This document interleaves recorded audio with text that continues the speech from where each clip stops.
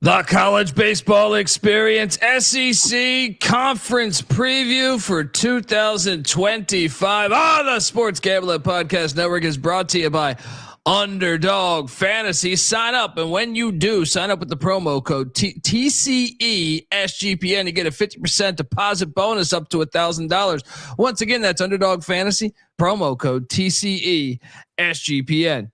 We're also brought to you by Rhythm. Yes, the leader in data-driven picks and props. Get your free 7-day trial period today by going to sportsgamblingpodcast.com/rhythm. That's RITHMM. That's sportsgamblingpodcast.com/rhythm. And remember, as always, folks, to let it ride. Hey, what's up, you degenerate gamblers? This is Bill Burr, and you're listening to SGPN. Let it ride, baby.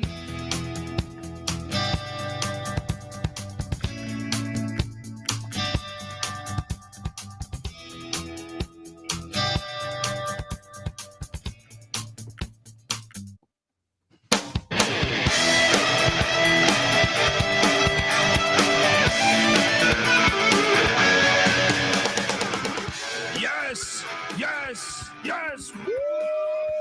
Welcome to the College Baseball Experience SEC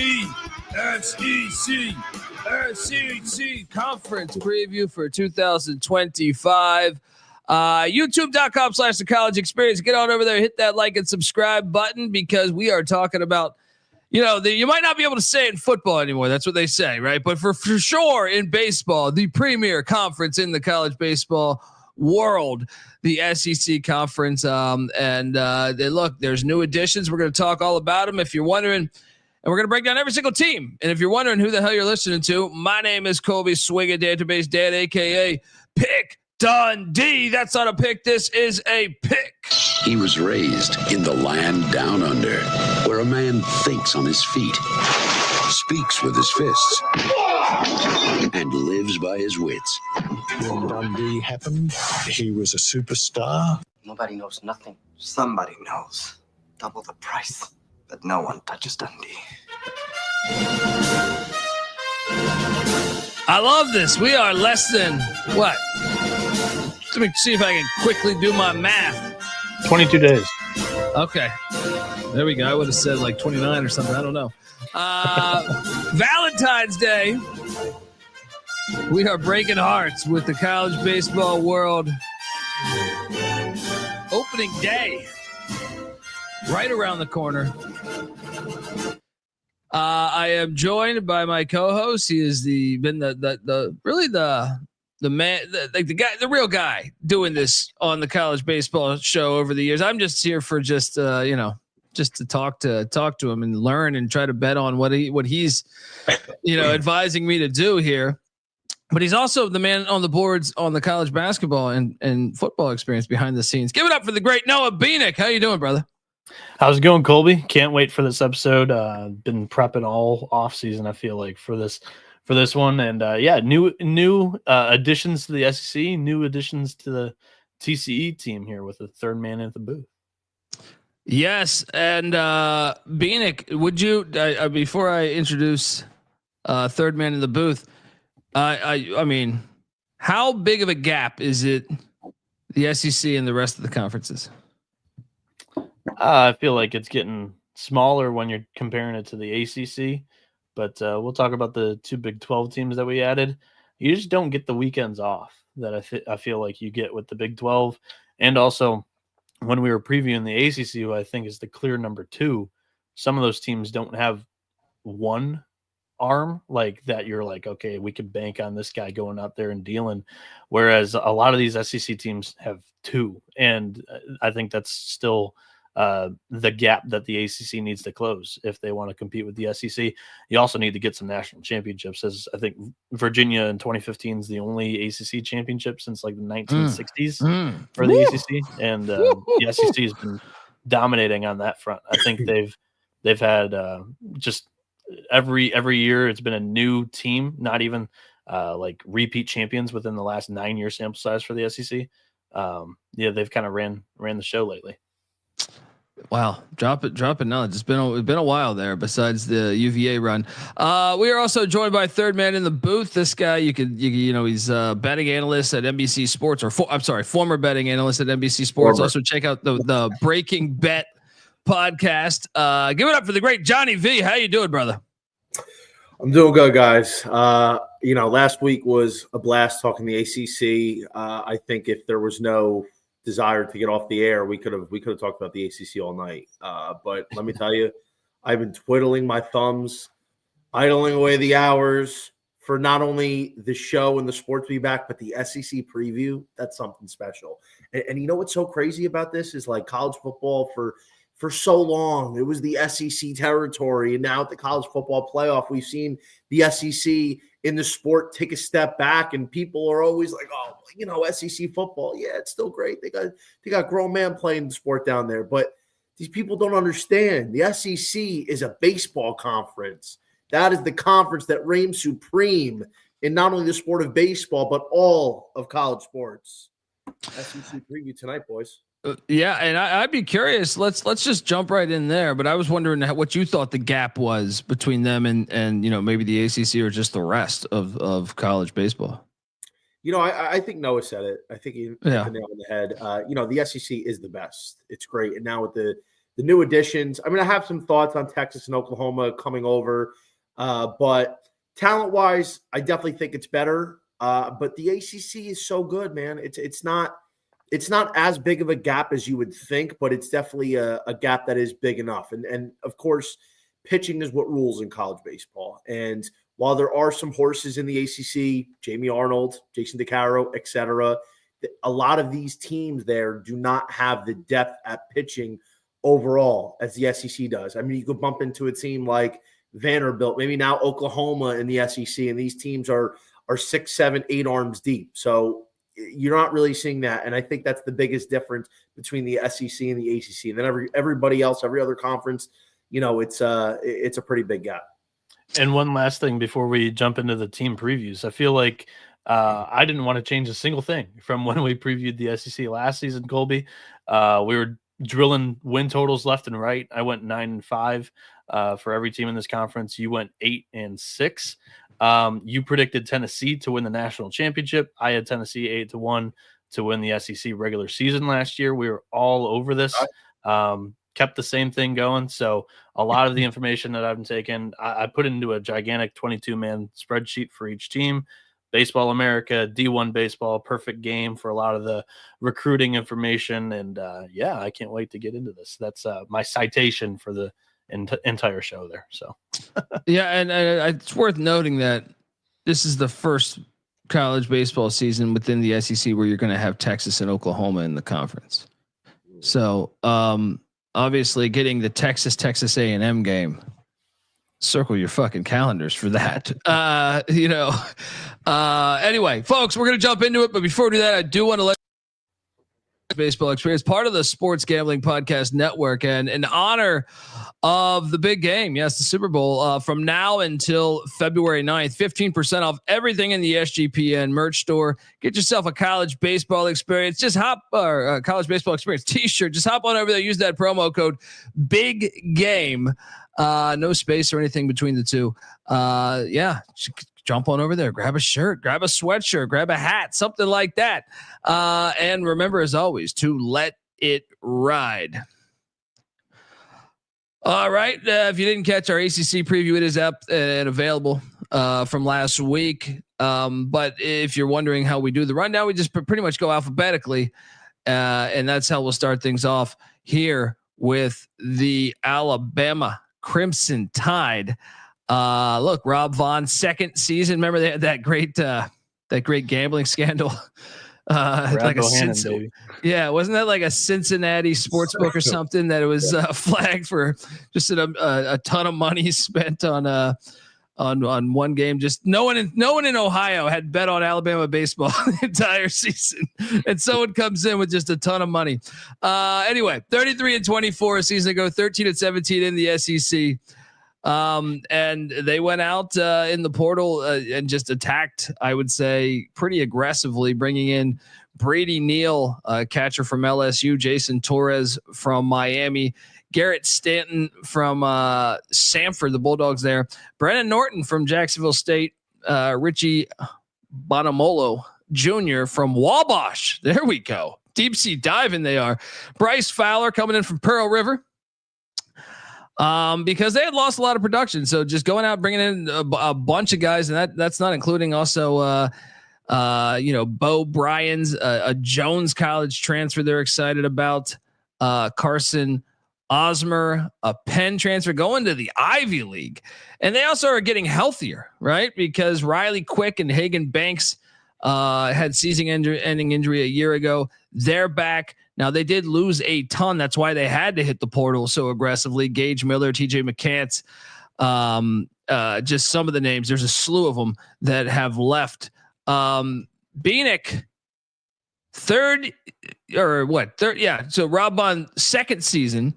What do you expect progress here? Or is this one we just sit there and say, year 3 might be the year? I'm expecting a little of the same for Alabama. They'll kind of be feisty at home and against some of those top teams.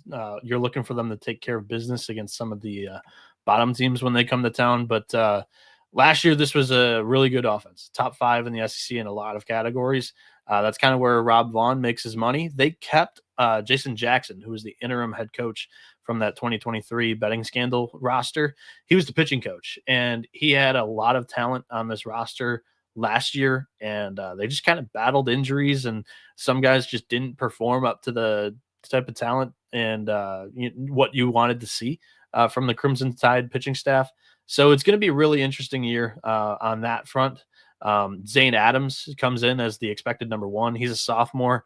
Last year as a freshman, 47 strikeouts, 27 walks in 58.2 innings with a 5.37 ERA. I mean, that's pretty damn good for an SEC freshman who was getting a lot of starts there. After him, though, this is a little bit of a question that I have in this rotation. Tyler Fay, Bo Bryans are the 2 kind of expected arms here. Riley Quick is working his way back currently. I don't think he's fully healthy right now. He might not start the season 100%.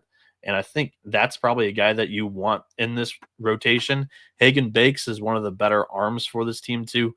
He had 37 strikeouts, only 7 walks last season in 33 innings. He's probably going to be one of your top leverage arms out of the pen. Carson Osmer comes in from Penn U, so he's a grad transfer. He was really good for the Quakers, 45 strikeouts in 40 innings with a 4.02 ERA. He had 4 saves there. And Braylon Myers can be nasty. Aiden Finateri is also in this bullpen. He's a former starting pitcher for Georgia Tech, but he had a shoulder injury in the fall. So we'll see how healthy he is come this spring. But Johnny, how about the offense? This is, I think, a group that could be really good again this year. Yeah, they brought in a lot of transfers. I mean, this isn't the same offense that we saw in the Super Regionals at Wake Forest 2 years ago. Series I was at, by the way. Absolutely fantastic. Riding that big Wake ticket, only to be let down. I will say it again. But, listen, Alabama, feisty program. This is a team that, is going to be spearheaded by Justin LeBron, a guy who is definitely going to be in the first-round contention in next year's draft. He had 12 homers, batted almost 340 as a Frost last year. They brought in a lot of the transfers. I'm excited to see Garrett Stanton. Samford is not a well-known universal baseball program to people that don't follow the sport. But this school has a lot of talent. Garrett Stanton batted .319 with 19 bombs last year. This is a guy that can swing the bat. They're gonna count on LeBron to really be the anchor of this lineup. It is an SEC lineup. It is a team that is probably going to be able to score. Brady Neal coming over from LSU. Anytime you get a hitter from LSU, they're legit. And this is a guy who's probably going to be able to be productive as well. Interested to see what Jason Torres is going to bring, the Miami transfer.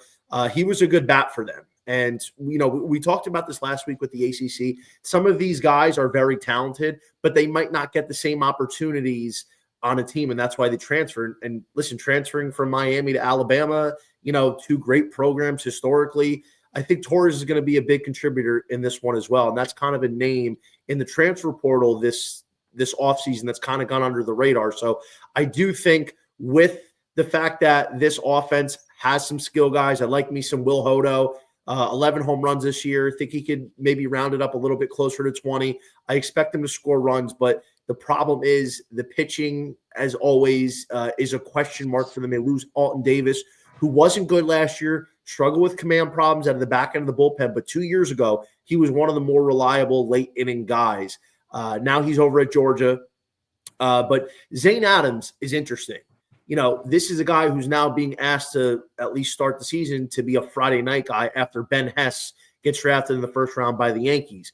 Zane Adams wasn't good last year with a 5.37 ERA, but his 4.52 Sierra suggests that he probably got a little bit unlucky. Zane Adams is draft eligible this year.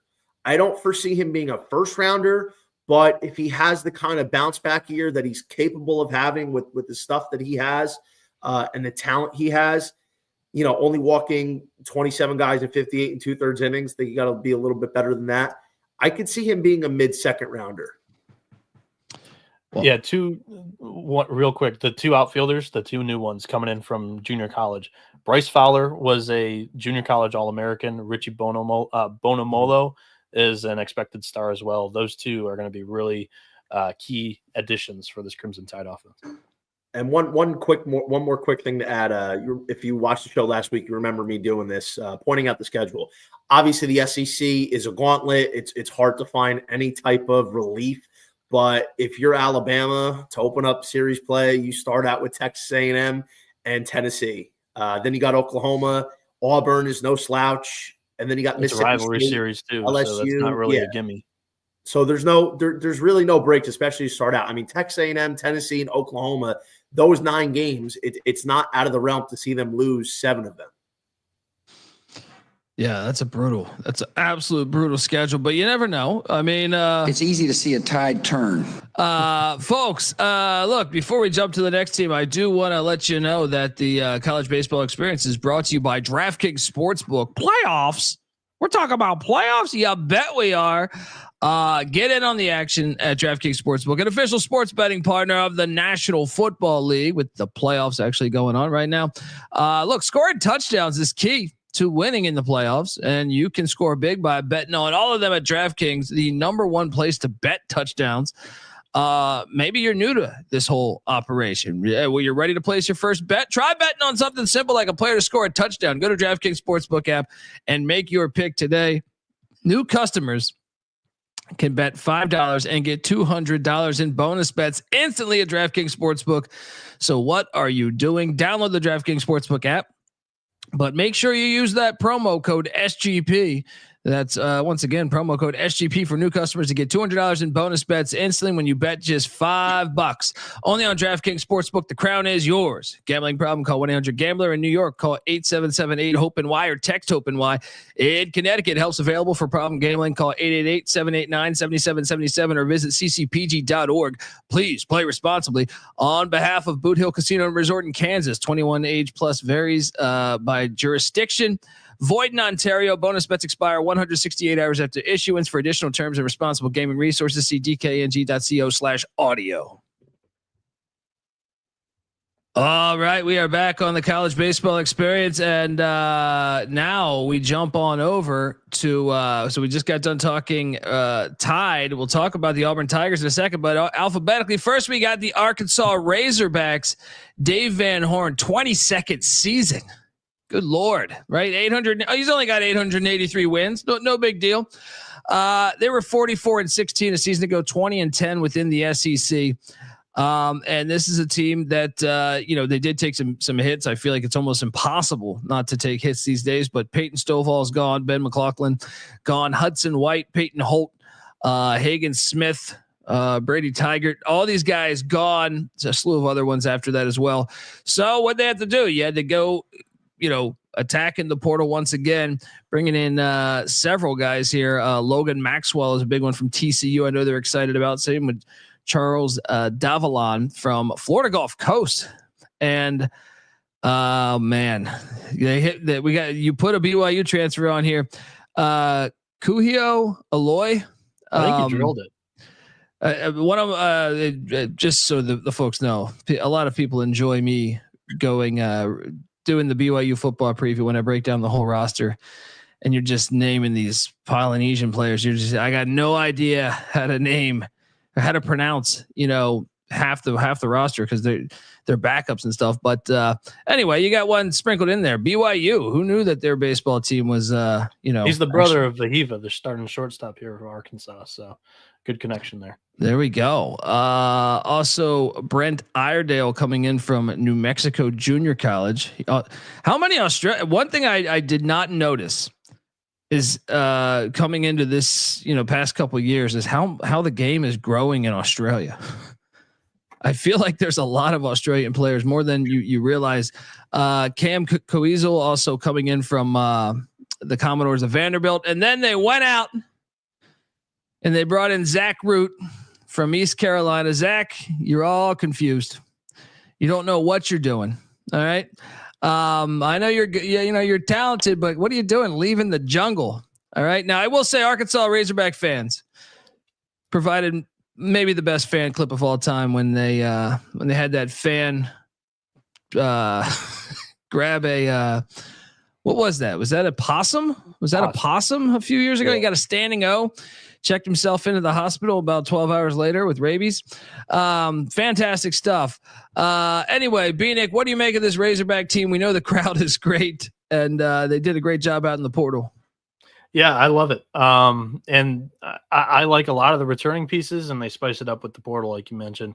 The biggest question here, I think a lot of people are going to have is, what are they going to do after they lost everybody from the entire weekend rotation? Hagen Smith, Brady Tiger, Mason Molina, all gone.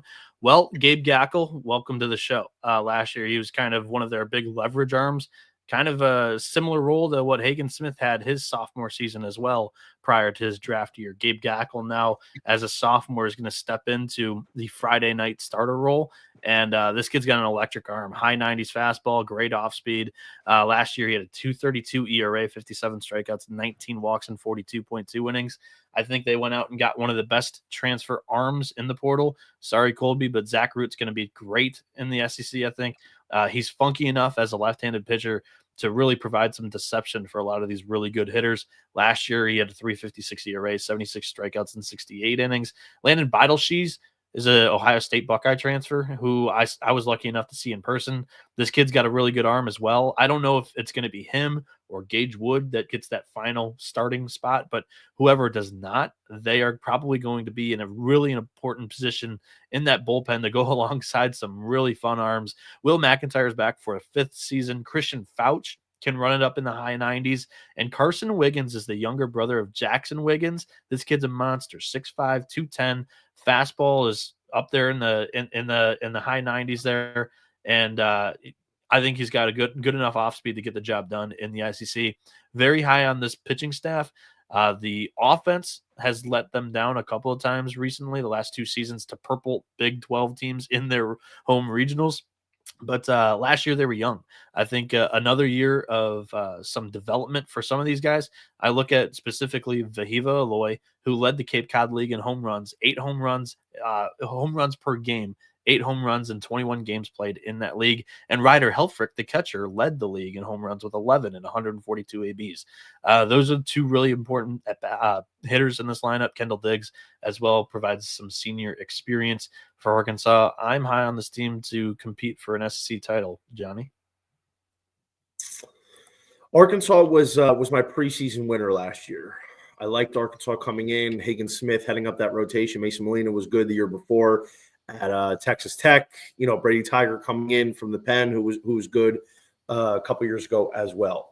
Losing the weekend rotation, as you said, anytime that happens, it can be a devastating blow to any team. But as Dave Van Horn has done for 2 decades, this guy knows how to replenish his pitching. Gabe Gackle was an absolute stud last year. This is a guy that is one of the most electric arms in not just the SEC, but in the country. I do have some concerns initially, not season long. Gackle didn't throw more than 3 innings in any game last year. Now he's going to be asked to be going 6, 7, 8 innings or 6, 7 innings. So what does that look like early on? Can he hold up throughout the course of a season? Is he Friday night material? Stuff-wise, he is, but endurance, Effective second, third time through the order, that remains to be seen. Zach Root, big fan of his at ECU. He was very good in that conference. SEC is a different animal. I expect Root to be probably a little bit better than Mason Molina was when he came over from Big 12. I think Root's, deceptiveness is a thing that makes him so successful. His stuff is good of itself, but the deceptive nature is kind of what gives him that little edge. But in this conference, I do have some reservations to, is he going to live up to the billing as a transfer? I do like him. I think he can be good. I just don't know if he's going to be as good as Arkansas is hoping.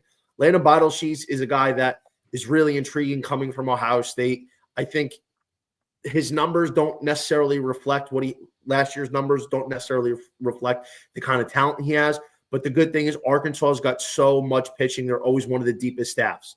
Now, offensively, this is why I struggle with them. You have a guy like Kendall Diggs who was battling injuries last year. This guy is a lot better than what his stat line is going to show. He's one of the leaders of this lineup. Wahiba Aloy, he's getting a lot of first-round buzz. And I got to be honest, I don't really see him as a first-rounder after last year. Maybe my tune will be different this year. He's got power, but I don't like the uppercut. It's very aggressive. There's a lot of swing and miss, and that really is what hurt him in June last year in the regional. You got some guys like Cam Koziel coming over from Vanderbilt. Again, we talk about these talented guys that don't play at some of these better programs. Charles Davalin, 10 bops from Florida Gulf Coast. They have a lot of guys that can hit.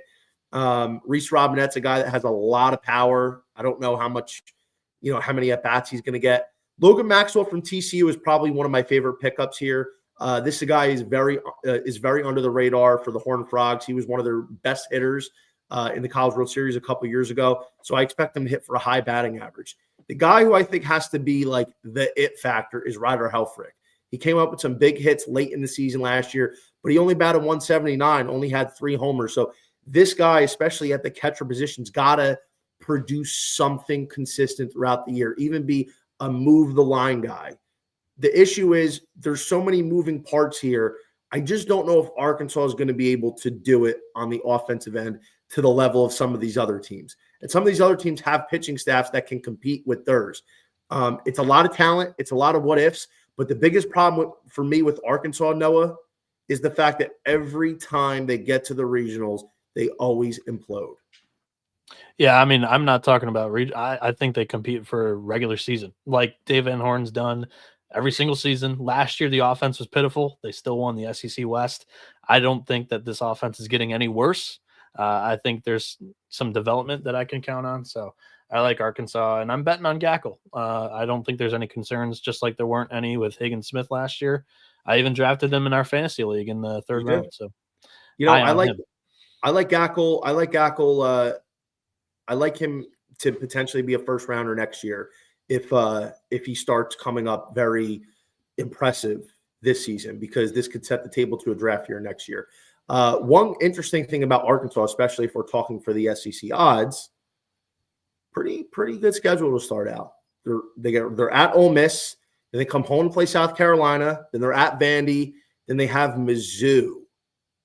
Gets a little bit tougher in the middle, starting in the middle of April. They go to Georgia, they got Texas A&M, they're at Florida, Texas, LSU, and they close with Tennessee. So it's a gauntlet to end, but they have a winnable first 4 series that if they can kind of get off the board hot and be one of the top 3, top 4 teams, they're going to have to weather the storm in that back half, but the first half of them is winnable. So Arkansas might be an interesting bet early in the conference play for weekend series.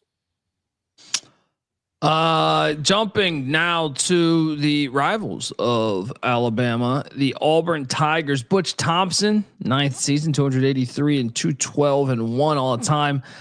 Just 27 and 25 a year ago, 8 and 21 in the SEC. That's not going to get it done there. And they lost a slew of guys, but I guess from one point of view, let's get them out. Let's get new guys in. Bobby Pierce, Cooper Weiss, Mason Manners, Chase Alsup, all of them. Joseph Gonzalez, I believe, as well. Gone. Those are key losses from a year ago. But like I said, They bring in a highly touted freshman in Chris Rembert, and then they go out in the portal and they go, Bristol Carter.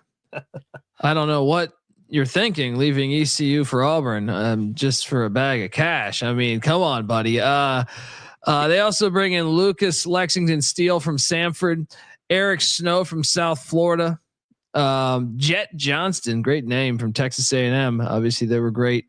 Cade Fisher from Florida, and Samuel Dutton from LSU, and don't forget the Creighton transfer, Mason Cope there. Beanick, your thoughts on the Auburn Tigers? Is this still a rebuilding process for them? So they missed the NCAA tournament last year. And Butch has never missed it 2 years in a row. That's a lot of things that you'll hear in the preseason about this Auburn Tigers team. They do bring back my boy Ike Irish from Southeastern Michigan. He was on that Orchard Lake St. Mary's team that was absolutely loaded. Nolan Schubert, a high school teammate. Alex Mooney, high school teammate. Plenty of others as well. He's going to be the star of the show. The pitching needs to be better than it was last year, and Butch Thompson is a pitching coach. That's where his coaching foundation was built, and he's going to rely on a couple of transfers to really save the day for him this season. Because I don't know what's in store if you get another season where they were kind of the stepping stone in the conference like they were last year. Cade Fisher, Sam Dutton, two inter-conference SEC transfers, didn't have great seasons last year. Fisher had much more run than Dutton did. Fisher was getting the ball on Friday nights as Florida's second best starting pitcher last year. And he just wasn't cutting it as a starting pitcher. Got moved to the bullpen in midseason, finished with a 7.13 ERA, 76 strikeouts. He can miss bats, but can he give you the length that you kind of want him to give you as a starting pitcher? I have no idea. And then they're going to have a couple of freshman starters in Christian Chatterton and Jackson Saunders. Chatterton's got a four pitch mix, mid 90s fastball there. And Jackson Saunders, just kind of one pitch guy. And I'm not sure if that's going to fly in the SEC. Carson Myers and Hayden Murphy are really good pieces in the bullpen. Mason Cook is going to be out till March. He's the Creighton transfer. So we'll see what kind of help he can provide when he gets healthy here. But overall, I think I'm a little bit cooler on the Tigers this season than other people on Twitter and that like cover SEC baseball. I am not one to doubt Butch Thompson, but very cautiously fading them this season. So I have them in the bottom half of the SEC. Johnny, what are your thoughts here? You know, Auburn is a team that it didn't seem like that long ago that they were in the super regionals at Oregon State, you know, so close to making it to the College World Series. Well, they did. They beat Oregon State. They beat Oregon State. See, this is what happens when you get old, man. You're forgetting stuff. But I mean, Sonny DiChiara, you know, remember him? This guy was carrying this Auburn team. This guy was hitting boppers, you know, left and right. Listen, Auburn is a team that I would like to see do well, especially given the fact that they're a 25-1 price. They're going to be led by Ike Irish. I think Ike Irish could be the first catcher off the board. This is a guy that can be firmly a top 10 pick this summer. Cooper McMurray, very dangerous player. I mean, the two of those guys anchoring that lineup is dangerous. Then you add a couple of these other guys. Bristol Carter was a stud at ECU last year. High batting average, 344. You got Derek Fabian, the younger brother of Judd Fabian. He's got a little bit of oomph to his swing as well. The big one I'm actually very curious about is Kay Bellew, younger brother of Max Bellew. Max Bellew is actually one of my Golden Spikes candidates, and we'll talk a little bit about that. But in our group chat, you know, one of our guys was saying, I don't know, I might be more excited about Kay Bellew than Max Bellew this year. I feel like the thing is with Auburn, they're going to be able to hit. They always find a way to hit. You have two really, really dangerous hitters in Cooper McMurray and Ike Irish. But again, it's always the pitching. It's the same old story. We haven't seen legitimate pitching from this team in a few years. Cade Fisher has a lot of talent. This is a guy that was supposed to take the next step last year at Florida as the Friday night guy, having Liam Peterson as the Saturday guy. But he couldn't hack it. He got lit up by St. John's early first weekend of the season, never really recovered. He's got dangerous stuff, but this is a guy that cannot locate. This is a guy that misses the zone. This is a guy that can get hit hard. And then you're going to bring in Samuel Dutton, a guy who wasn't really anything meaningful at LSU. The fact is we're going to rely on these two guys to head up the rotation. And then you have two freshmen coming in to, save the day. There's nobody I can legitimately say right now I'm confident throwing on a Friday night. Fisher, if he gets his act together, he can be one of the better starters in the SEC. But that's a big if. Even if he does do that. The other guys, I'm not sold. We could see a lot of mixing and matching as the season goes on because Butch Thompson's going to be looking to do some different things to try and give his team a chance to win. And, here's the thing. Auburn's offense, the pitching doesn't have to be that good because their hitting can make up the difference in a lot of these games, especially at home. Yeah, I mean they're kind of a wild card. I see the chat talking about it. Crutch saying I took a long shot on Auburn at 80-1. I had a discussion with him a couple weeks back. I don't know if I love the play, but did you grill him? Crutch, we love you, buddy. I did grill him. Here's the other thing, right? To win the College World Series for Auburn, it's going to be difficult, because they're going to be buried behind the SEC. There's a lot of those middle of the road teams that are, in this conference would be conference winners elsewhere. Yeah, we've seen teams break out from huge prices too. Johnny, you had Mississippi State last year. They were kind of like what everybody was saying was the 17th host, could have hosted last year. And I think it's a good strategy, long-term play. Just get a piece of one of these longer shots in the SEC that you believe in, and then just try to make some money out of it by getting yourself in positions if they are not a title contender come May. I'll say this, Noah and Colby. If Auburn starts out hot and is kind of flashing some of that pitching development, I wouldn't be surprised. I wouldn't. There is upside, especially because of the offense. Their pitching just has to be decent. That's the big conundrum. I mean, they start with Vanderbilt. They're home to Vanderbilt, then they're at Kentucky, then they're at Georgia. Then they're home to Bama, home to LSU, at Texas, home to Mississippi State, at Tennessee, versus South Carolina, at Ole Miss to close. This schedule is not that bad. In terms of an SEC schedule, this is pretty favorable. So if their pitching, led by Cade Fisher, gets its act together and is halfway decent, then yes, I can absolutely see Auburn taking a step forward and maybe challenging up here. I mean, this is a team that I want to kind of see first how their pitching looks, but they're going to be able to be a fun, weekend series. You take a shot on them here because they're going to be big dogs in a lot of their games. I was just about to say, I thought they had one of the easier schedules in the conference. On paper, they have definitely one of the easiest. Yeah. I mean, they face Georgia, LSU, Texas, and Tennessee. I mean, those are the tough teams. They avoid Texas A&M. They avoid Arkansas. They avoid I'm bugging. Who else do they avoid? They avoid Florida. Yeah. I mean, but part of our handicap last season, being it, correct me if I'm wrong, was that we loved Tennessee's schedule. We were talking pre-show. I don't think that there's truly a schedule that sticks out from the rest as, this is the schedule that you want.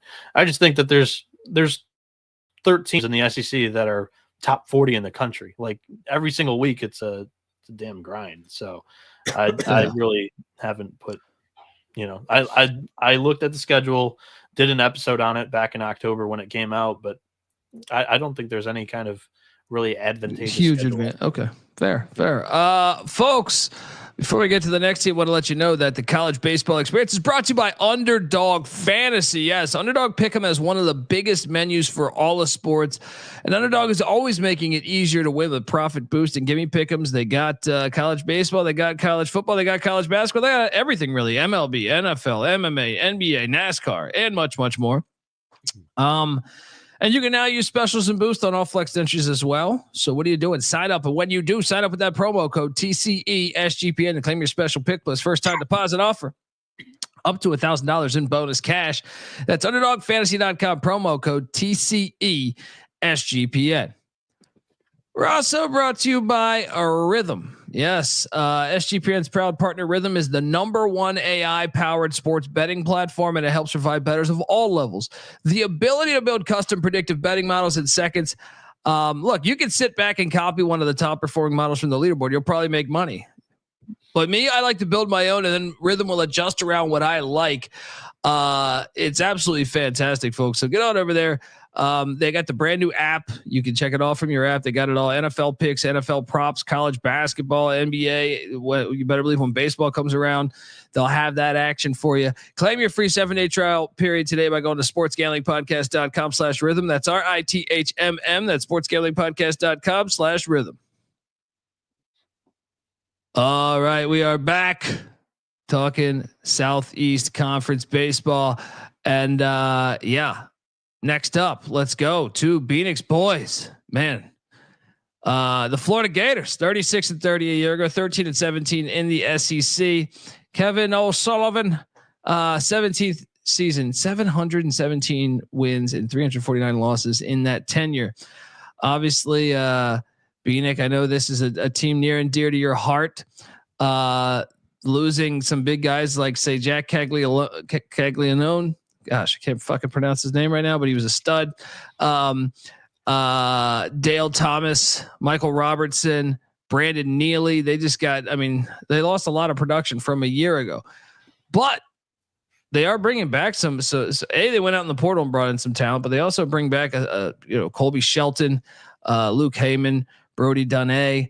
And they went out in the portal and brought in Kyle Jones from Stetson, the Hatters, Bobby Bozer from South Florida, Landon Stripling from Texas Tech, Blake, how do I pronounce this here? Sear?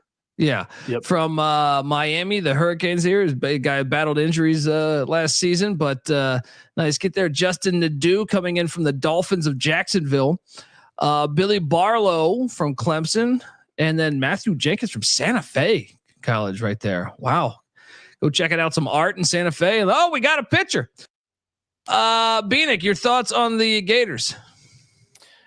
Power pitching and power hitting is the name of the game for Florida and Kevin O'Sullivan every single year. Last year, they kind of struggled at doing the average things. Couldn't hit for average and couldn't really throw strikes. That was the big issue, as walks killed them on the mound, and at the plate, strikeouts killed them at the plate. This year, it's gonna be tough because, like you mentioned, Colby, they're losing Caglianone on the mound and they're losing Neely, and those are the two most important arms for this team during the postseason. Carried them all the way to Final Four in the College World Series. We'll see what we get from Florida this year. Liam Peterson's back. Last year, he was the Friday night starter because they started Cags on Sunday. And, honestly, high 90s stuff, good breaking balls, 6.18 ERA freshman year. Could have been a little bit better. 76 strikeouts, 40 walks, and 62.2 innings. I'm excited about Jake Clemente, though. He had a great summer on in the Cape Cod League there, and then Pierce Capola is just projectability, big lefty, weird arm slot that I think if everything clicks, he could have a really good year. But am I betting on it? Not personally. Billy Barlow's bringing some experience into the rotation, as he was one of the more important arms the last 2 seasons for Clemson. Luke McNeely is the back end hammer for the Gators this season. Last year as a freshman, appeared in 26 games, 35.2 innings. He had 43 strikeouts and 21 walks. He's got to bring down the ERA, as he had a 7.07 ERA. But the offense here, I think, is definitely the more sexier of the 2 units for the Gators. And Johnny, get into O'Sullivan's lineup here. Yeah, listen, Florida was a team that I didn't think should have made it last year. I think they got in because of their reputation. They're an SEC team. And you know what? Listen, they said, well, you don't want us here. Guess what? We're still going to go to the College World Series. And they put on a show. And good for them. And all led by Jack Caglianone. Kid's a superstar. Kid should have went #1 in the draft. You lose a guy like him, not just for what his production is, but just the leader he is, what he means. Like, even when the chips are down, all the other guys look to him because they know he's going to come up with the big hit or he's going to come up with the big play, whatever it is. So taking him out of the lineup is huge. But the good news is, you keep Colby Shelton. This is a guy that was supposed to leave in the draft, but he didn't like his draft slot, so he came back. 20-plus homer guy. He's got to improve on the average, though. Only 254 a season ago. Bobby Boser, I'm excited about. I think he could up his home run total into the 20s. South Florida transfer, got some pop, good batting average, batted just under 300 a season ago with an OPS in the 4 digits. Cade Curlin is a guy who, he is one of the most important pieces to this team. I don't know if he's necessarily going to be a first rounder this year, but if he kind of puts up a performance that we've seen from him in the past 2 years, he's definitely a guy that I could hear his name called in probably the mid to late second rounds. Brody Donay showed a ton of pop in the College World Series last year. This kid is a behemoth. They're going to probably rely on him for the long ball this year. Luke Heyman, same kind of thing. So like Noah said, the name of the game is power for them. They got to eliminate the strikeouts.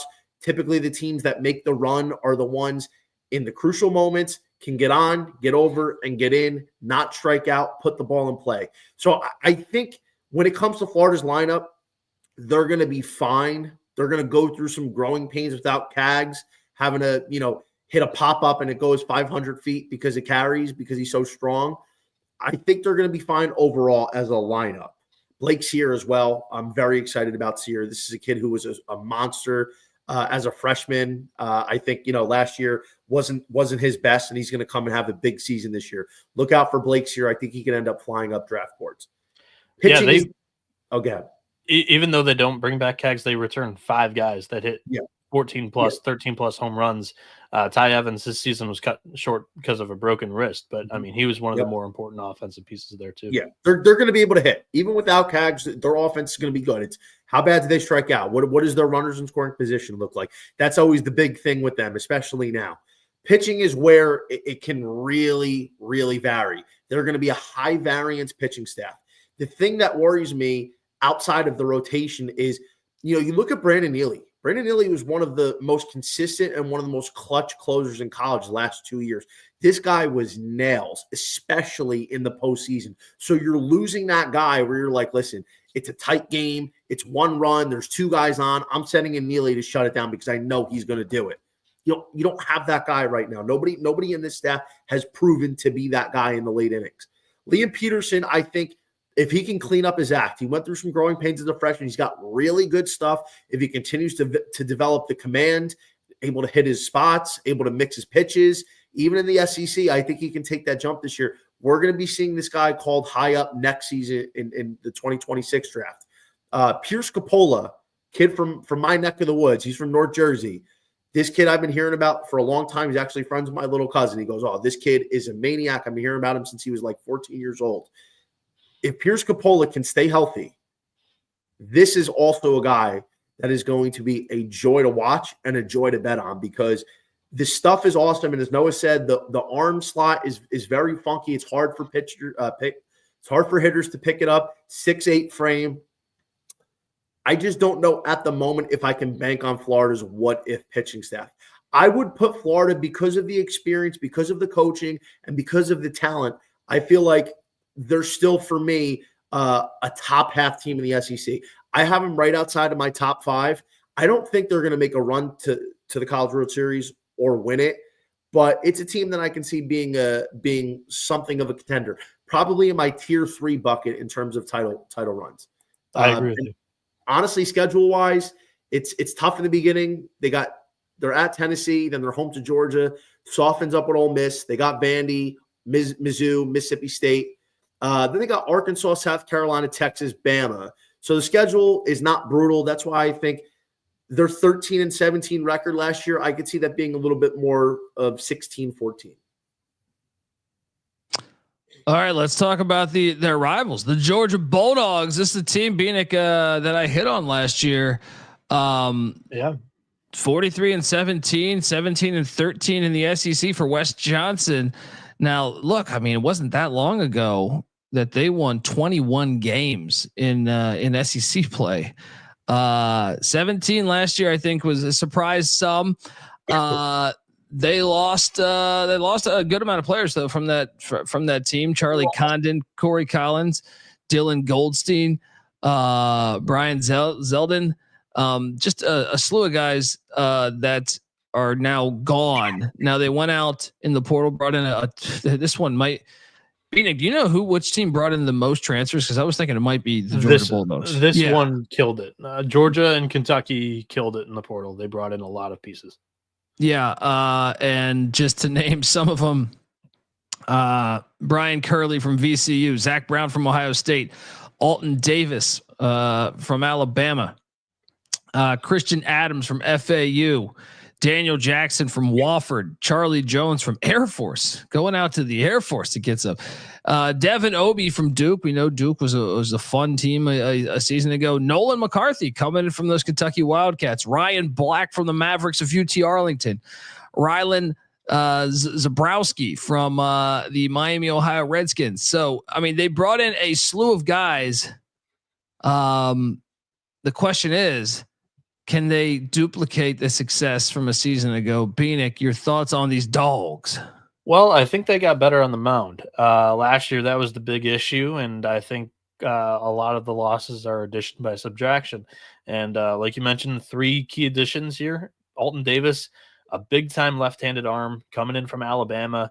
The Crimson Tide couldn't really unlock it in his sophomore season. Now in his draft year, he's heading to Wes Johnson, who's got a good pitching background, been all over the place lately with LSU's national championship team and with the Minnesota Twins. He's going to rely on Wes Johnson to maybe unlock something that quite wasn't tapped into in Tuscaloosa. Brian Curley is a little guy, 5'9", bulldog on the mound. Really important piece that is going to be there in the back end of that bullpen for Georgia this year, as he was terrific for VCU in the regional. And Zach Brown from Ohio State is another nice piece here. But the rotation is interesting because these guys were kind of, at times some of the issues, but these are probably the 3 of the better options from last season. Colton Smith and Leighton Finley right now battling for that number 1 spot, but these are your go-to guys. Colton Smith's got more swing and miss to his game. He had 105 strikeouts and only 69.2 innings, and he wasn't a starting pitcher to begin last season. He earned that starting role kind of halfway through. Leighton Finley's kind of been there, done that for Georgia in the last 2 seasons. He threw 76 innings last year, 76 strikeouts, only 28 walks. He's kind of the more steady arm of the 2 and more trustworthy, I would say, because Colton Smith on his, if he doesn't have his best, can be a little all over the place with a 5.56 ERA.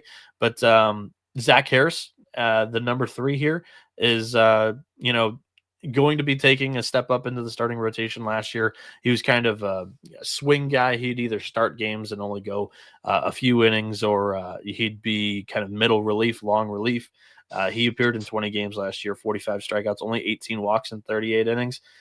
Interesting arm, but all of them kind of got hit around a little bit in SEC play. So we'll see what happens here in the SEC, and we'll see what happens with the offense as they have to replace Condon, Johnny.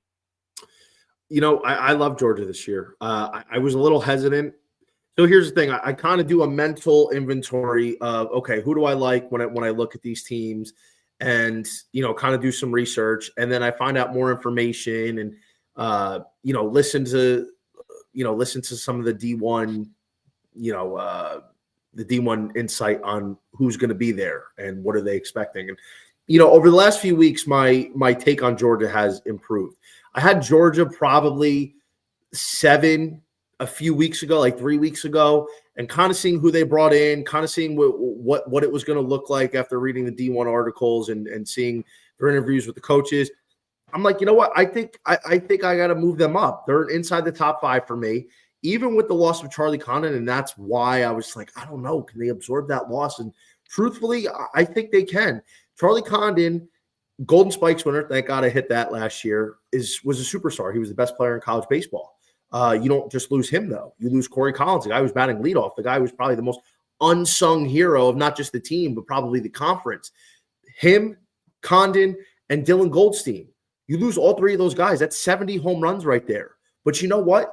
Even though they lost 70 home runs and those three guys alone, a team that hit 150 bops last season, I still see Georgia being a team that hits 120 home runs plus while also batting over 300 as a team. Again, you look at who they have. Let's start with Trey Phelps. Trey Phelps is a guy who a lot of us in the community like as a Golden Spikes contender this year. He showed so much last season, 12 home runs, 353 average, over 1,100 OPS, and he wasn't really even getting the amount of reps that he could have gotten. But now that's going to change. He's going to be the bread and butter of that lineup. You bring in Devin Obie, who is a stud at Duke, but he was buried under a lot of other guys. That's why he didn't get the recognition that he should have.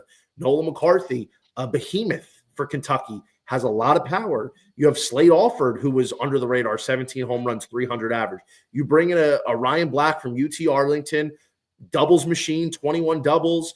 You got who else do you have? Robbie Burnett. You're bringing him in from UNC Asheville. So you look at all the transfers. It's a new lineup, but you look at what Wes Johnson's doing. The amount of offensive talent that this team is going to have again is ridiculous. And honestly, wouldn't even talk about Colby Branch. I think Colby Branch, 17 home runs, could be in the low 20s this year. So, it looks like it's a very deep lineup, a lot of production, going to be another tough out for opposing pitching staffs. And let's be honest, if Henry Hunter, not to be confused with Hunter Henry, takes a step forward, gets his power numbers up, maybe 4 home runs becomes 10 home runs, 264 average becomes 280, 285, and his production as a catcher replacing Fernando Gonzalez, I think the lineup is going to be one of the better ones in the country this year. And, the pitching is going to improve. And the pitching was why I really had a lot of reservations. But Leighton Finley's got really good stuff. I think, he got a little bit unlucky last year. His Sierra was 3.68 as opposed to a 4.14 ERA. Colton Smith stuff's ridiculous. A lot of swing and miss. But the big one is Alton Davis. I think Alton Davis just had a down year. We saw what he did as a freshman. He's got a lot of juice. And the big thing that plagued Georgia's pitching last year was the back end of the bullpen. I mean, you remember that Kentucky game where they were up 7 runs and they squandered the lead and they lost. I think there's a lot more arms this year. Wes Johnson's got a much better pitching staff, and they're going to take a step forward. And quite frankly, let's not forget about Charlie Goldstein, Noah. Charlie Goldstein was a guy who always seemed to go out there and have big performances against these really tough teams, and it caught a lot of people by surprise. So he's coming back 10-1. I think Georgia 10-1 is probably the best bang for your buck to win the SEC. If they won it, nobody should be surprised.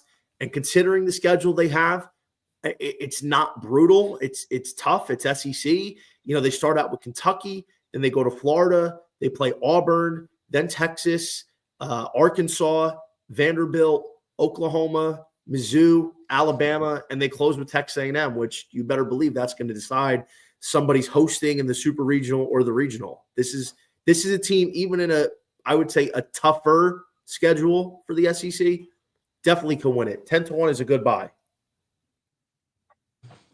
That's right. Get on over there, Dog fans. Jump on in on the action.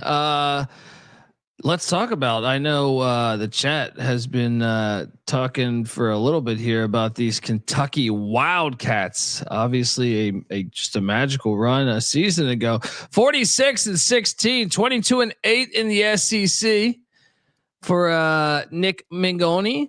And is that an L? You're good. I thought it was an no. L. Just softer, I guess. Gotcha. 264 wins right there on in his 9 years there in Lexington, and last season was a fun one, I think, for a lot of Wildcat fans. Dylan Kuntz is coming in, a transfer from Campbell. I know they're excited about. Same with Luke Lawrence from Illinois State. They did go to some obscure places here. Columbia in the Ivy League. Cole Hage coming in. Carson Hansen from the Milwaukee Panthers coming in. Sean Montoya from the Aztecs of San Diego State. Will Marcy from Memphis, who previously was at NC State, the Pussy Pack there. Nick McCray coming in from the Jackrabbits of South Dakota State. Ethan Walker from the Longwood Lancers coming in. Scott Rouse from the Whores of Radford coming in, and Simon Gregerson from the Sycamores of Indiana State. They did lose some key guys off of last year's team. Trey Poozer, Mason Moore, Dominic Neiman, Ryan Nicholson, Mitchell Daly. There's Ryan Waldschmidt. There was some substantial losses, but I feel like once again, this day and age, that's just going to happen. Being at the Wildcats, I know it was magical, right? Is there still some magic there? Yeah, I love Nick Mingione and everything that he's about. Last year was preaching to the choir that Kentucky was legit after that Tennessee series when a lot of people were selling their stock there. Now's the time that I'm going to sell stock in Kentucky. I'm going to maybe next year, because look, you live and die by the portal. Last year they got some really good additions. This year, just on paper and just what I'm seeing and hearing out of fall camp, I'm personally not like the biggest fan of. I don't know if this is going to be a team that contends for an SEC title. I don't know if this is a team that's going to host in the NCAA tournament this year. They lose 7 starters from the lineup and the entire weekend rotation, and they're going to attempt to replace the weekend rotation with Nick McKay from South Dakota State, Ethan Walker from Longwood, and Scott Rouse from Radford. All 3 of those programs were losing teams last year and have been losing programs for their tenures. And when you look under the hood at FIP, which is an advanced analytic that takes into account, kind of batted ball data and how kind of lucky you can get. We're talking about guys at low majors with 433 FIP, 595 FIP, 575 FIP, all expected to take on huge roles in the SEC as weekend starters. And I'm not buying in. I'm going to sell my stock in Kentucky here. I think that the depth of their arm barn is actually good. I like Ben Cleaver. I like Robert Hogan. I like Jackson Nova, left-hander they have there. And I like Evan Byers, but who I'm currently hearing are the starting pitchers, which could be totally different things come May. This is not the sexiest team that I want to hitch my wagon to in the preseason, and with a lot of returning, or with not a lot of returning production on the offensive side of the ball. I don't see currently where Kentucky could have, that upper tier success that maybe Big Blue Nation is hoping for and expecting for this upcoming season after breaking the ice, getting to Omaha for the first time in program history. It was a great year. I think it's a little bit of a rebuilding year for Mingione and Kentucky, as he did lose some assistants off of that staff the last 2 years as well. Yeah, Kentucky, I wasn't a fan of Kentucky. Everyone's like, oh, great story. I don't care. They were a pest. And you know what? Listen, the fact is, I think every team gets lucky. Like, I'm not saying it to sound sour. Just in order to make a run, things have to go your way. There's intangibles. There's little things that you don't even look at that have to go your way. I think really what Kentucky was last year was lightning in a bottle. They caught a lot of breaks. All the good teams in the SEC, they seem to play them at home. There's a couple things that went their way late. And you know what? Listen, their pitching staff tightened up towards the end of the year. This is a different team, like Noah said. You lose your entire weekend rotation. You lose the meat and potatoes of your lineup. They lost everybody. They're so gutted that they're trying to scramble and refill their team with all these guys from like basically D7 programs and mid-majors. They don't have any real horses that they brought in from legitimate schools in the Power 5 or Power 4. I don't think they'll be bad. I wouldn't expect them to win 22 games again. I think Kentucky, Nick Mingione, he's a good coach. He does the little things. That's Kentucky's MO. Little things, small ball, don't beat yourself. Let everybody else do it. That's what worked for them so well last year. That's what you're taught at 8 years old playing baseball, the fundamentals, and that's what they do really well. I think they'll be decent. I wouldn't expect them to contend for an SEC title. I have them outside my top 10 for the SEC rankings, which we will get into shortly. But I do it for every team, so I enjoy listing off the schedules. They start at Georgia. They have Auburn. They have Texas A&M at College Station, Ole Miss, Texas, at Tennessee, home to South Carolina, at Mississippi State, home to Oklahoma, at Vanderbilt to close out. That's pretty tough. I mean, 22 wins last year. I'd probably expect Kentucky to be more in like the 12 or 13 range this year. Yeah, Kentucky and Mingione have long preached that experience wins in college baseball, and they schedule pretty damn well. So the RPI is going to be good if they're winning these games. And they've got plenty of seniors and juniors and grad transfers on this roster.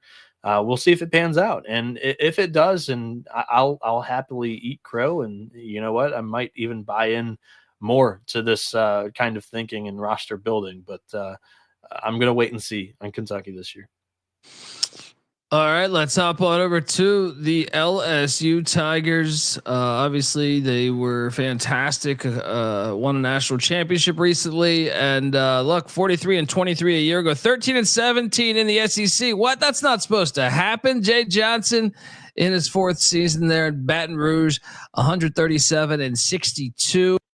And look, they've lost some key pieces from the past couple of years, but Tommy White, Hayden Travinsky's gone, Brady Neal, Luke Holman, Gage Jump, Griffin Herring, Mac Bingham. I mean, they've lost some pieces, but once again, just like you lose, you also can grab a bunch of players from the portal. Now, this one might be the most obscure portal class that I can think of. As far as all these teams going out and getting Luis Hernandez from Indiana State. Okay. At the catcher spot. Second baseman, Daniel Dickinson coming in from Utah Valley. Blaze Priester coming in from Meridian Community College. Dalton Beck coming in from Incarnate Word. Anthony Iacon from UC San Diego with the Tritons. Zach Cohen from the Wofford Terriers. So, I mean, the scouting team, I commend you. Now will it pay off? Beanick, LSU has been a power. Are they going to get, is this a bounce back season after, tough skidding a year ago? I think so. And I think I was all over this kind of, and we're going to talk about it later with Tennessee, maybe. The teams off a national championship, they kind of hit early skids, and whether it's rebuilding or retooling, LSU kind of did the exact same thing. They started really rough. I think it was 3-9 in the SEC, and then they turned it on late. I think they're going to be a better overall team this upcoming spring. And talking about obscure places, one of them that was Zach Cowan, as he absolutely dealt against them in the regional. So that was an easy scout for this LSU coaching staff, as he'll be an interesting piece, whether he's in the rotation or in the bullpen. There's a couple of really electric arms, maybe none more in the country than Chase Shores. He's a 6'8", 240-pound monster. He missed last season due to Tommy John. His freshman year, he only appeared in 7 games, but this is a guy that has all the potential in the world to, I think, be one of the best pitchers in the country, one of the top draft picks this season in the MLB draft. We're talking about high 90s fastball, really good off speed. And I just think that there's a lot that you can project towards Chase Shores being one of the more dominant pitchers. We got Shaq on the baseball field here. Yes, he is. I mean, they say he's 245 and has filled out his frame. We haven't seen him in a year and a half, but he was, sticks when he was on the mound as a freshman. Cade Anderson last year as a freshman was stellar. Under 4 ERA, 59 strikeouts, 20 walks in 38.1 innings there. He had a 255 Sierra. I'm expecting this kid to go out and shove on the weekend as well. Anthony Iacon, like you mentioned, the transfer from UC San Diego, is another really good piece. He was on the U.S. Collegiate National Team during the summer. He had a 3.07 ERA in the Big West, 85 strikeouts, 24 walks, in 82 innings. He had a 190 batting average against. This kid's also really good. And they bring back Evan Guidry. They acquired Jacob Williams from Nicholls State, who is an all or nothing guy. He walked 76 freaking hitters in the Southland, but struck out 106. And then they bring in two really outstanding freshmen, William Schmidt and Cooper Williams. Schmidt has a disgusting curveball, one of the more disgusting ones that I've ever seen. And Cooper Williams is 3-pitch mix guy from the left-handed side. LSU is going to be really good on the mound, and I don't think they're going to take too much of a step back without Tommy White, Johnny, offensively. How about you? I love LSU this year. I absolutely love them. I covered them extensively on my Breaking Bet podcast earlier in the week with Joe Doyle. Had him on, great draft analyst, by the way. And we covered LSU extensively. And when the odds came out and when I was kind of doing the mental inventory, a few months ago, I circled LSU. I love the Tigers this year. They're in that key three I talked about last week with Virginia, LSU, and Texas A&M. Those are like my three teams that I love this year, that if one of them didn't make the College World Series finals, I'd be shocked. Add Tennessee to that bucket as well. That's like that tier one, Tennessee, LSU, Texas A&M, and Virginia. I'd expect one of them to make it. LSU is a team I liked last year, and I wasn't shocked by the fact that they started slow, breaking in a lot of new players, coming off a championship run, getting gutted. They had to work a new line in. This year, I think they're going to soar. You bring in some monster transfers. Luis Hernandez was a stud at Indiana State, 23 tanks, 360 average. Daniel Dickinson's a guy that's going to be getting a lot of first-round comps all spring long for this summer's draft. 367, 18 bops at Utah Valley. Blaze Priester from Community College, 10 home runs, 357 average. Dalton Beck, pretty solid from Incarnate Word. No, 377 average, 18 homers. But let's talk about the guys that were there. Jared Bear Jones. They call him a bear because of the size of a bear. This kid at 28 home runs, the quietest 28 home runs last year. I'd expect him to be in contention for over 30 again. Keep his average in the low 300s, absolutely. Wouldn't shock me if he ends up being a Golden Spikes candidate, somebody that we're watching come May. Braswell, leadership, solid player. Stephen Milam was huge for them down the stretch. He was making so many big plays, coming up big at the plate. Monster Milam, huge. Love him there. Derek Curiel, big-time freshman, a guy we're going to be hearing his name very early off the board in 2027. Jake Brown, another one. Keita Ramade, that's a guy who's also a highly recruited freshman for this year. Probably going to hear his name up high. A catcher that can help, fill in the DH role, maybe take some days off for Luis Hernandez. I think this lineup is going to absolutely rake. This team has 3 of the top 10 freshmen in this class for 2027, for the 2027 draft. It's absolutely disgusting. Jay Johnson does what he does. He is one of the best coaches in college baseball history for a reason. Let's move on to the pitching staff. I believe Chase Shores this year, if he picks up and rebounds off Tommy John after not pitching for 2 years, and he can kind of fix that command issue, maybe tighten up a little of his secondary pitches. Do not be shocked if Chase Shores is not only a first rounder, which he's not even getting any respect for right now. Don't be surprised if he's the first pitcher off the board. Don't be surprised if he's the number 1 pick this year, if it all comes together. 6'8", 250 plus, an absolute hoss. I have so much projectability for Chase Shores. I'm not going to say he's going to take that Skeens jump from complete obscurity from the outside world to like overnight superstar, but he's gonna have a trajectory that's lesser than that, but still impressive as hell. I think Chase Shores is going to be an absolute superstar this year. I cannot wait to see him. Allow Chase Shores to introduce himself to the world. We're going to be seeing a lot of those highlight clips on Twitter that everybody's going to start picking their heads up. And come the second half of the spring, people will be like, oh my God, this kid from LSU, Chase Shores, another one, a Paul Skeens Jr. Kate Anderson, great last year in a limited role. Anthony Ianson, big transfer from UC San Diego. Zach Cowan, another transfer. Noah said it. He dealt against them when he was with Wofford. You have Guidry, who's a high leverage guy. He was so for the LSU title run in 2023. William Schmidt could be one of the top picks in 2027. The freshman, we don't even know where he's going to pitch. He might make the weekend rotation. They have so much pitching. They don't even know what to do with it. They're going to be 8-9 arms deep. And when you want to make a College World Series title run, this is the kind of thing you need. It's absolutely disgusting. LSU is definitely in the contention for a title run this year. They're actually a bet I gave out a few weeks ago when Bet Rivers came out with the conference odds.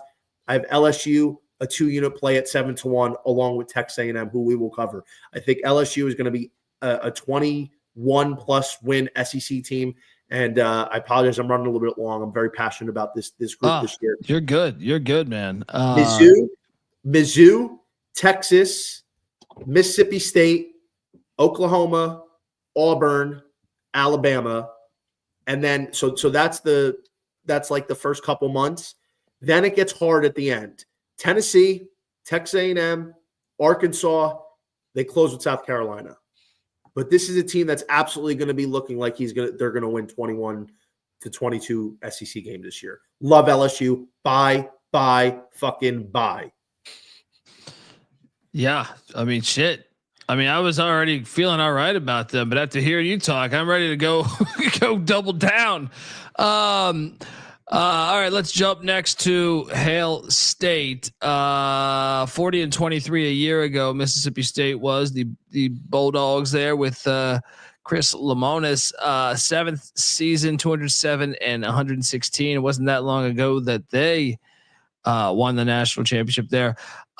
They lost some guys just like every other team, but Dakota Jordan gone, Connor Husak gone, David Mershon gone, Amani Larry gone, Logan Kohler gone, and then a slew of others gone as well. They brought in, I think one of the things to note too is Ross Highfill is back after being injured at the catcher spot.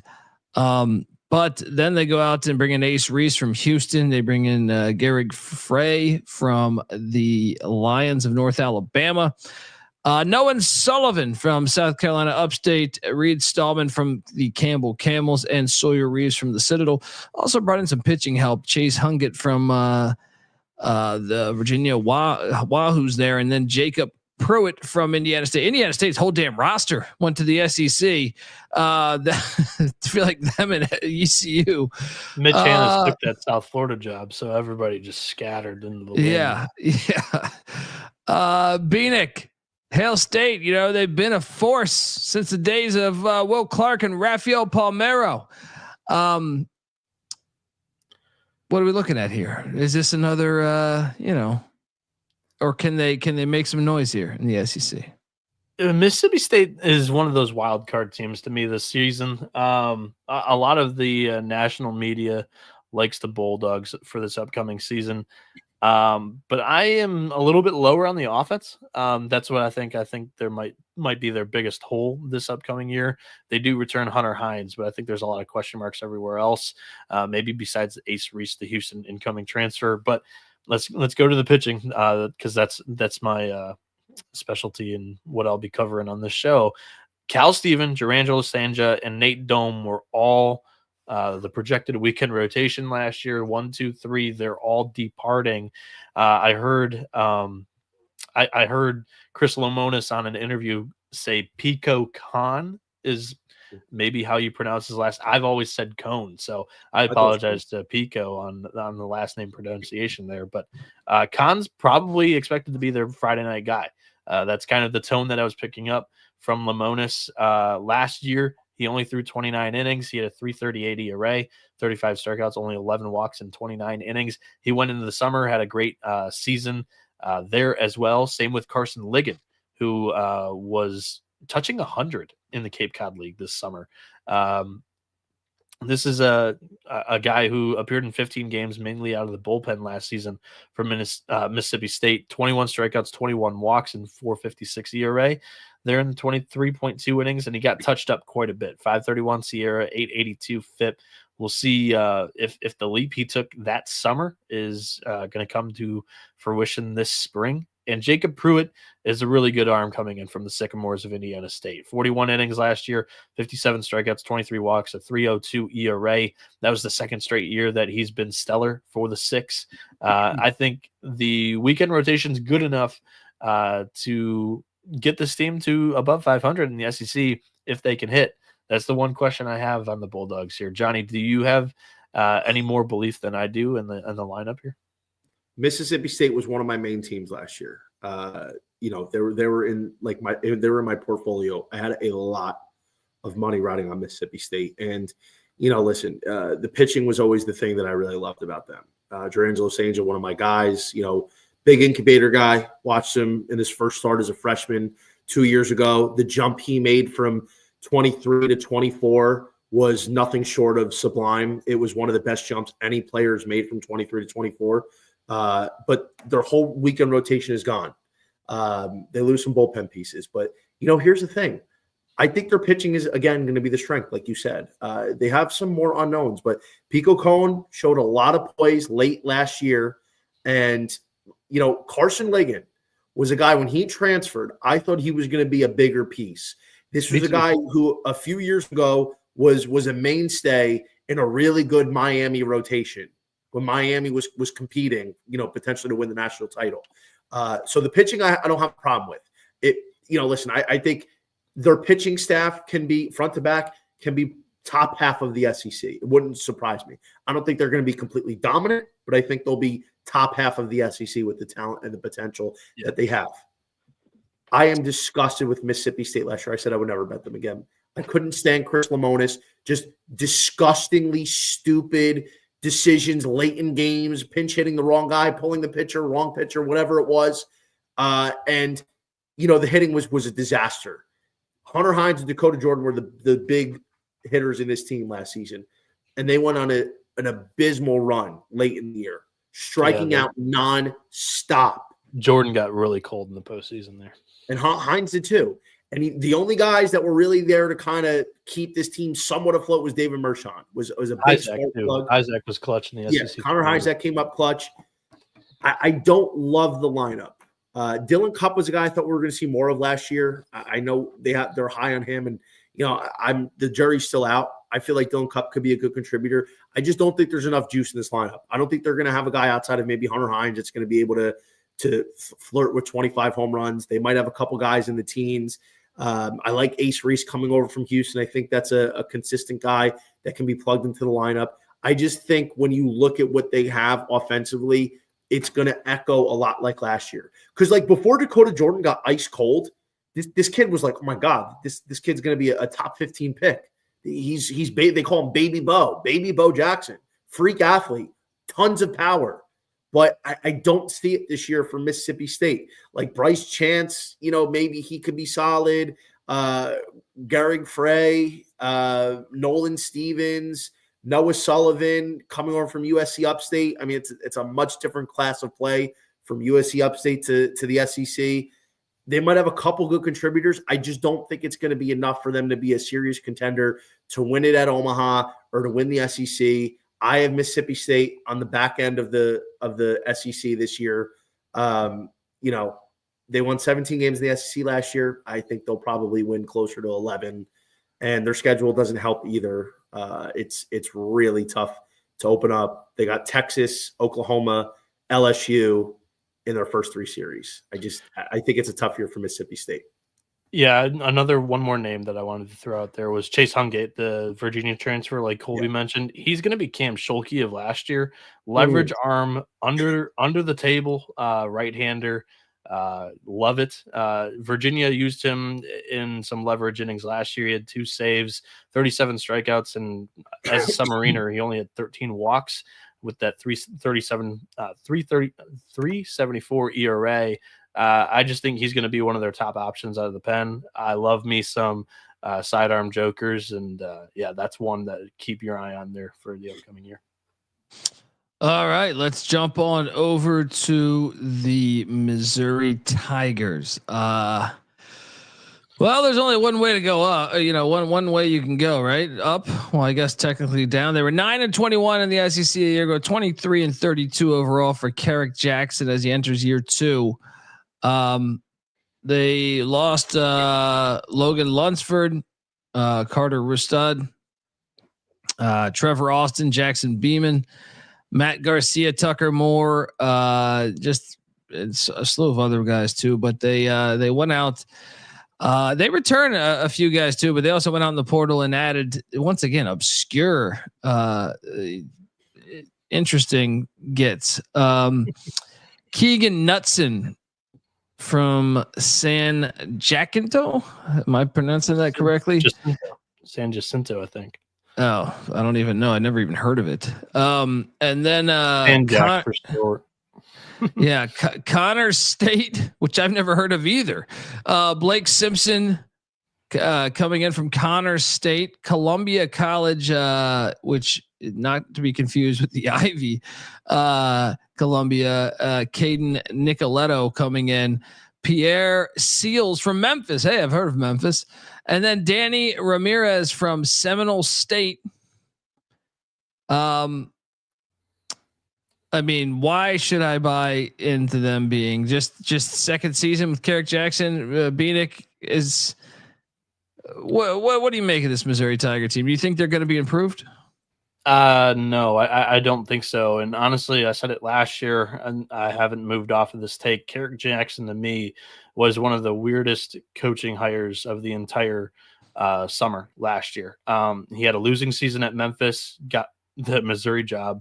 After 3 years at Southern, one of them was NCAA tournament year after winning the SWAC. But to me, I just haven't seen it from Jackson that really tells me that he's going to have a year above expectation. And expectation for Missouri right now is they're going to be in the cellar. Honestly, the pitching was better than I expected last year.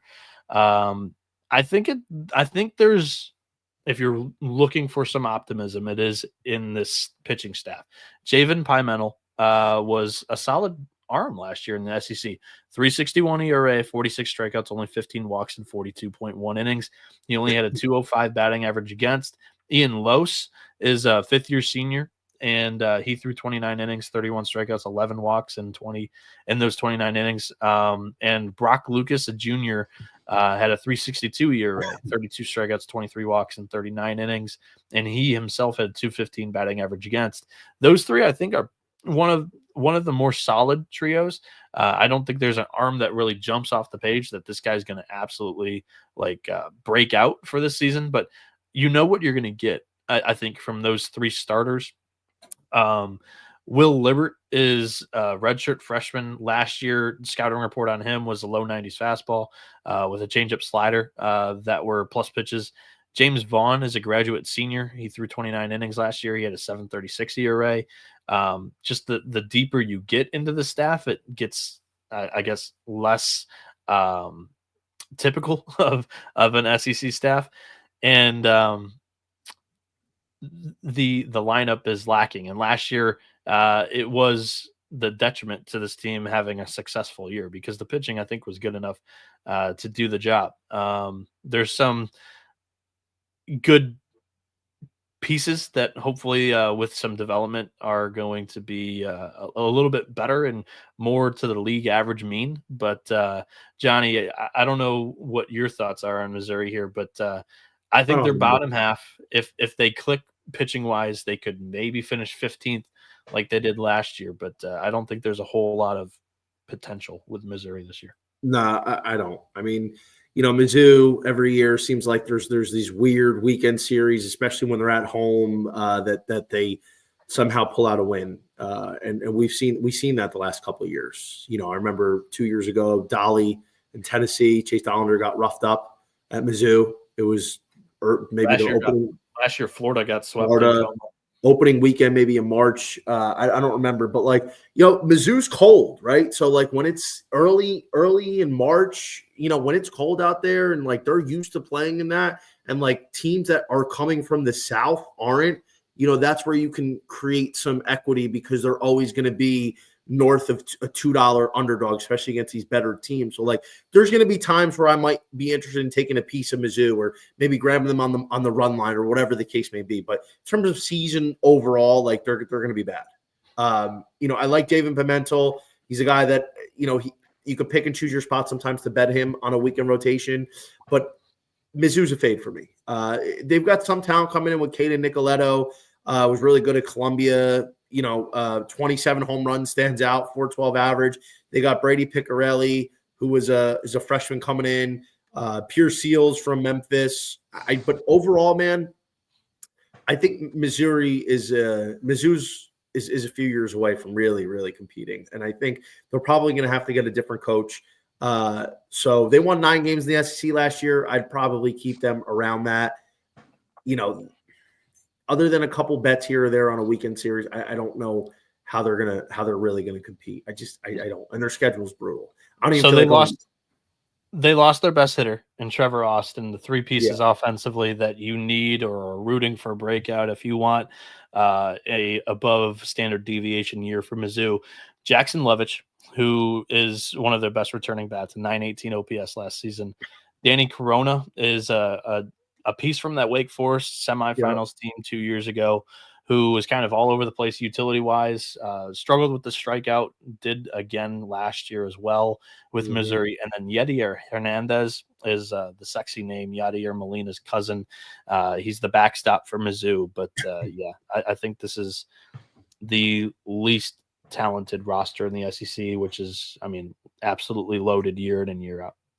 Yeah, they're not good. Next up, let's talk about Ole Miss. I love watching Ole Miss, Mississippi State every year. The Egg Bowl, no matter the sport, I feel like subscribe me to it. Ole Miss 27-29 a year ago. Obviously, they won a national championship not that long ago, but rough season ago. 11-19 in the SEC for Mike Bianco, who's 24th season at the helm there. 906 career wins, 543 losses.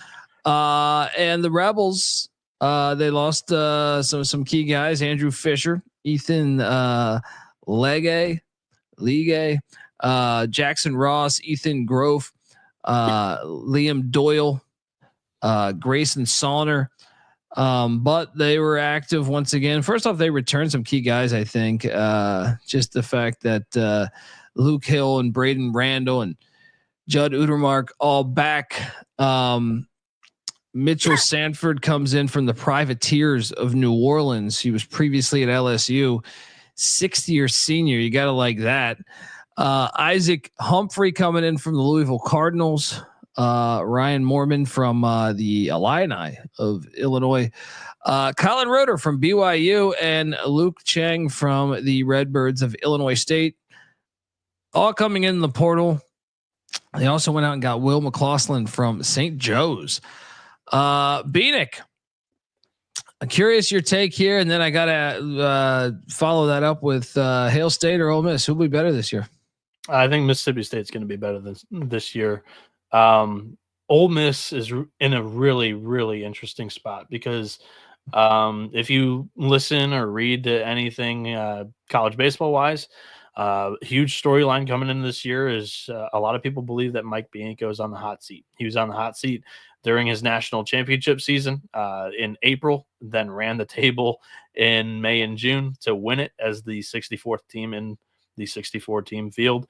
Once again, I think Ole Miss would be making a mistake if you were to get rid of Bianco because your most success has been with this guy at the helm. So it's a really touchy-feely situation here with Ole Miss. And they've got a really fun freshman coming in, and Owen Pano, number one shortstop from the Northeast in New York. He's a 5-tool guy, 6'3", 205, really projectable talent on the offensive side.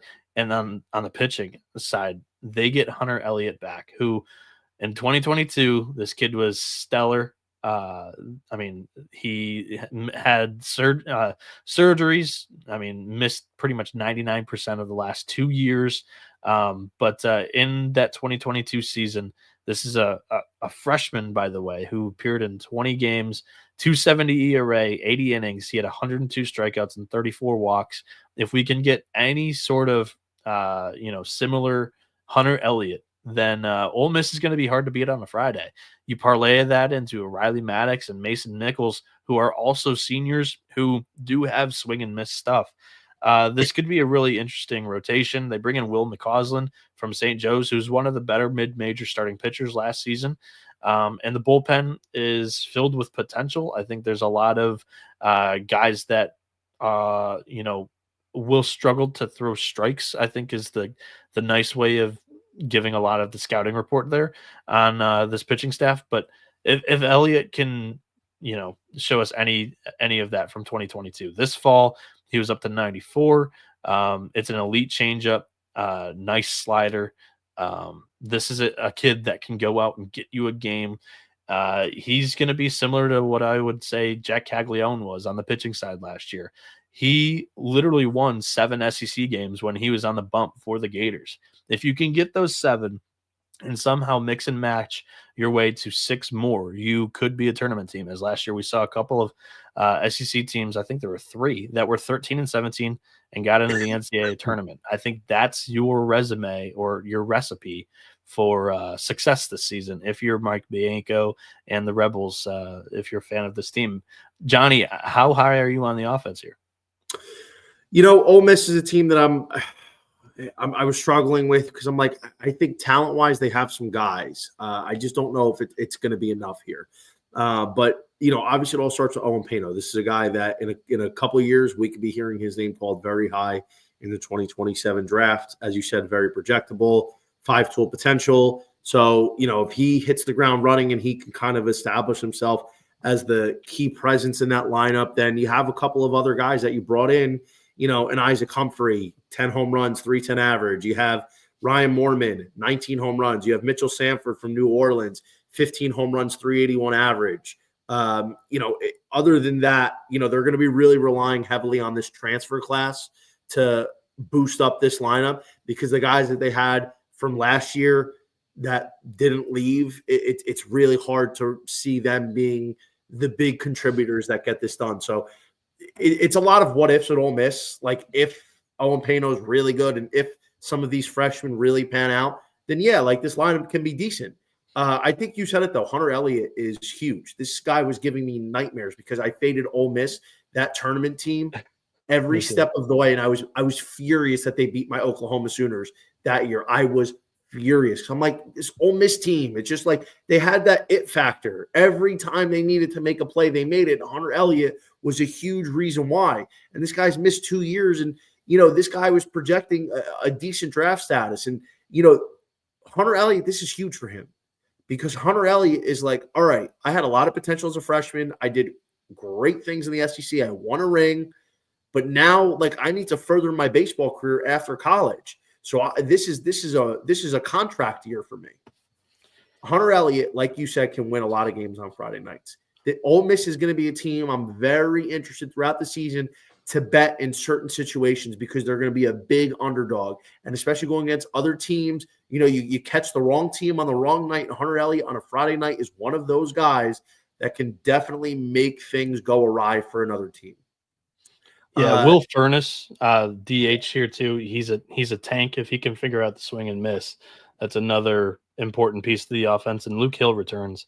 He was great at Arizona, I believe it was. It was either Arizona or Arizona State in 2023. So I don't listen. If Ole Miss somehow made a run into the field of 64, it wouldn't surprise me.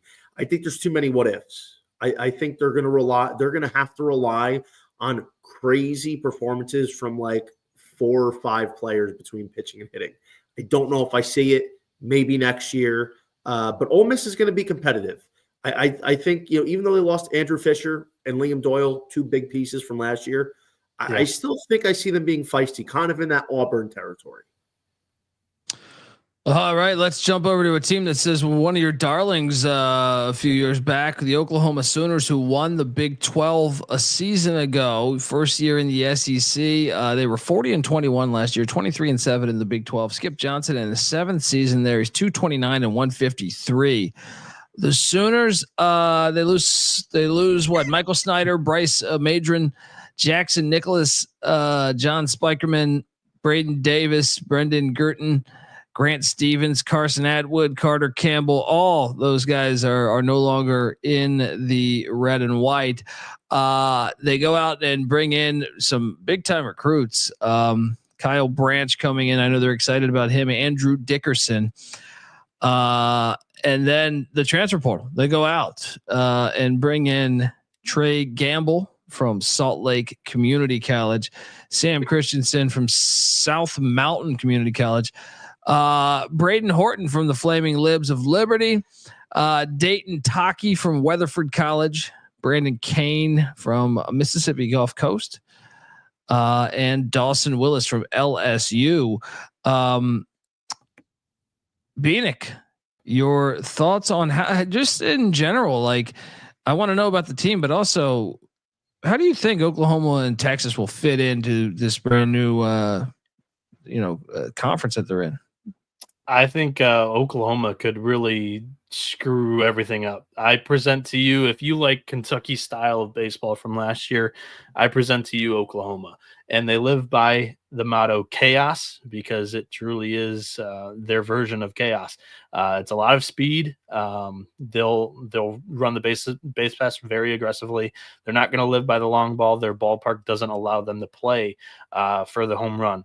And on the pitching side, they are elite. Kyson and Malachi Witherspoon, the two brothers there, are really projectable. Kyson is like one of the best returning pitchers in the entire country this upcoming year. He had 90 strikeouts last year, 371 ERA and 80 innings, 373 Sierra. Malachi was more of a reliever last year. He only appeared in 22.1 innings. He had a 564 ERA, 29 strikeouts, 10 walks. Cameron Johnson is another projectable left-handed pitcher. Last year as a freshman at LSU, he really just was kind of blocked, didn't get many opportunities. Also, he struggled to throw strikes. So he transfers out of LSU, comes into Oklahoma here for this upcoming year. Unfortunately, I did not write that on the sheet for Colby. But Cam Johnson, big piece from the transfer portal. Jamie Hitt was another important arm from last season. Those two, also Cade Crossland, are going to be competing for a third and fourth rotation spot. Crossland is a very interesting left-handed arm strike thrower out of Weatherford College. He's a piece that they are very high on as well. So it's tough to kind of get a read on who would be the Saturday, who would be the Sunday guy, but this is a very deep, very good Oklahoma pitching staff. Dylan Cricks, the brother of Jimmy, who was on that 2022 College World Series team for the Sooners. He's a senior now. He appeared in 30.2 innings last season. He had a sub 1.2 whip, 20 strikeouts, only 3 walks. He's a nice piece in that bullpen as well. The offense isn't sexy, but I think it is good enough to get the job done. It's going to be a very similar recipe to what Kentucky did last year in the SEC. I think if there was a dark horse that comes out of not even top 25 ranked in the country for this preseason by D1 baseball, I think Oklahoma could make that jump into the top 5, compete to win a title in the SEC. So hopefully that answered the question, Colby, because it's just going to be tough. That's the plain and simple answer. There's no weekends off in the SEC like you could get 1 or 2 with the Big 12, especially with the realignment there. It created a lot more opportunities. But Oklahoma, I have them kind of right in the middle. NCAA tournament team, one of the better teams in the SEC from the pitching side of things. And if everything clicks offensively, this is a team that I think can compete. Johnny, something tells me that you might not be as high on the Sooners. And it could be very well because of the offense. It doesn't have a whole lot of pop. What are your thoughts here? I was actually down on the Sooners last year in that regional against Duke. I was shocked that Duke kind of just tightened up and couldn't play, and Oklahoma was able to squeak through that Norman region. And, listen, I think it's interesting now because we're talking about one of the two teams that transferred from the Big 12 to the SEC. The talent jump as a conference is sizable. I mean, the Big 12 is a solid conference. I don't think it's anything sexy. There's some good teams, but now this is a different level of play. I like Oklahoma this year. I think Oklahoma is going to be a middle of the road SEC team. They're going to be an NCAA tournament team. They're a team that can definitely win a region again. I like Oklahoma. I like Skip Johnson. He always seems to have good pitching. This is if you want to be a pitcher and go to college, Oklahoma's Skip Johnson's program, like this is one of the top programs that you can go to. You said it. Kyson Witherspoon is one of the top pitchers in the country this year. He's going to be one of the top college pitchers off the board this summer. And so as a Friday guy, you need that kind of projectability, that kind of reliability. That is what Kyson Witherspoon is. Malachi Witherspoon, I don't know if I'm going to see that Saturday role be something that is consistent throughout the year. I have my reservations there. Cam Johnson, I'm very high on. I loved Cam Johnson coming in last year as a freshman at LSU. And like you said, he got blocked, and the rare opportunities he did get, he couldn't throw strikes. But this kid is a tank. He's like 6'5", 250 plus, huge, live arm.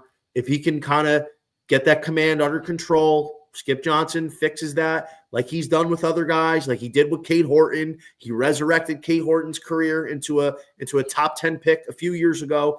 Cam Johnson is a guy that is going to be a very live dark horse to be one of the best Sunday guys in the sport this year. I'm huge on him.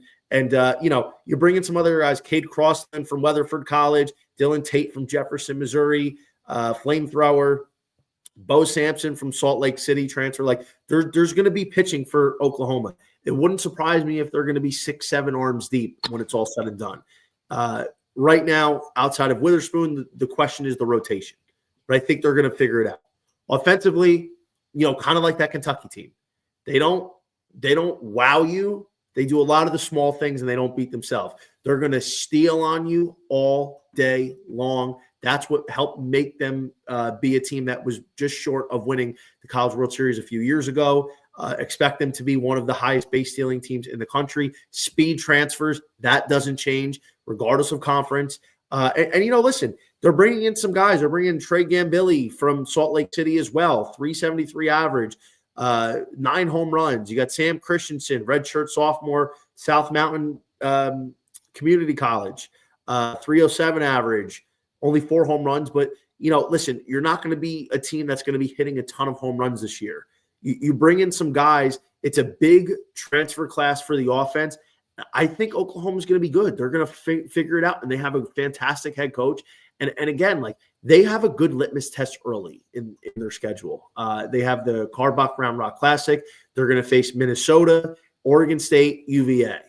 They have Dallas Baptist early March. They have a series with Sam Houston, and they have a midweek with Louisiana Tech right before conference play starts. South Carolina, Mississippi State, Alabama, LSU, Vandy, Mizzou, Georgia, Ole Miss, Kentucky, Texas to finish off. This is a schedule that is not that bad in the SEC. So I can realistically see Oklahoma being like a 17-win team in this conference. I don't think they're going to win it, but they're going to be competitive, and they're going to be a team that is definitely going to be bettable throughout the year. Yeah, Easton Carmichael, best returning offensive piece, 126 WRC plus from last year, 969 OPS, and the shortstop battle is really interesting. Jackson Willits was the leader in vibes above replacement for me as a freshman. He wore number 77, my number. That's my guy. And then Dawson Willis, the incoming transfer from LSU Eunice, stole 54 bases. Skip Johnson had to have been drooling when recruiting this kid. 329 batting average, 1030 OPS. If he's getting on base, he's running, much like a lot of these guys on this roster. Colby? Let's jump on over to the South Carolina Gamecocks. I feel like last week we had someone in the chat that was saying that they were a fan, but they're not high on this season. A lot of it, Mark Kingston gone, and they bring in Paul Maneri. I'm curious just in general what you make of that hire, but also if you're looking at the roster point of view, they did have a slew of guys, leave. Cole Messina, Gavin, how do I pronounce that? Casas. I'm probably butchering that. Casas. Dalton Reeves. Casas. Yeah. Parker Nolan, Dylan Brewer, Eli Jones, Chris Veach, all gone. They did go out and bring in Georgia transfer Jarvis Evans. They brought in a slew of Clemson transfers. How about that? And Nathan Hall and Nolan Nalraki. It's just, I don't know how I feel about Clemson transfers to South Carolina. Dalton Mashore from St. Mary's coming in there. Henry, I don't know from Ohio State, and Ohio State transfer there. Yeah, I can't read right now. Caden Gaskin from Northwest Florida State. Just a slew of transfers coming in, but what do you make of everything going on in Columbia? Yeah, there's quite an interesting discourse, I think, around the hire of Paul Mainieri. This guy's in his high 60s, maybe even might be 70 by first pitch of this season, I believe. But he's been out of the game for a handful of years, I think since 2021. He got out of it due to health reasons. I believe he was having trouble with migraines, and that was the entire year. Like the last year was kind of his send off and all that. And it was a big deal because, LSU had been good under him, but they really didn't break through on the national scene as much as LSU fans would have liked. And I think South Carolina fans were hoping for a little bit of a bigger splash, as they do believe they're one of the bigger brands in college baseball. Mainieri, I think, is going to be like your face of the program, but Monty Lee is the guy that was able to keep the entire roster together. He was the recruiting coordinator for a lot of these kids, both the freshmen and the guys that are currently on this roster. I think that was a huge haul in returning him. Monty Lee was the former Clemson head coach. So just your explanation for Nolan Naraki and Nathan Hall coming on the squad here. But This roster is good enough to win in the SEC, and I'll start with the pitching. That's what I'm choosing to cover here. Eli Jersenbeck is a guy. He had Tommy John surgery in the 2023-24 season that caused him to miss the 24 season. Sorry. 16 appearances as a freshman, 284 ERA, 36 strikeouts, 6 walks, and 31.2 innings.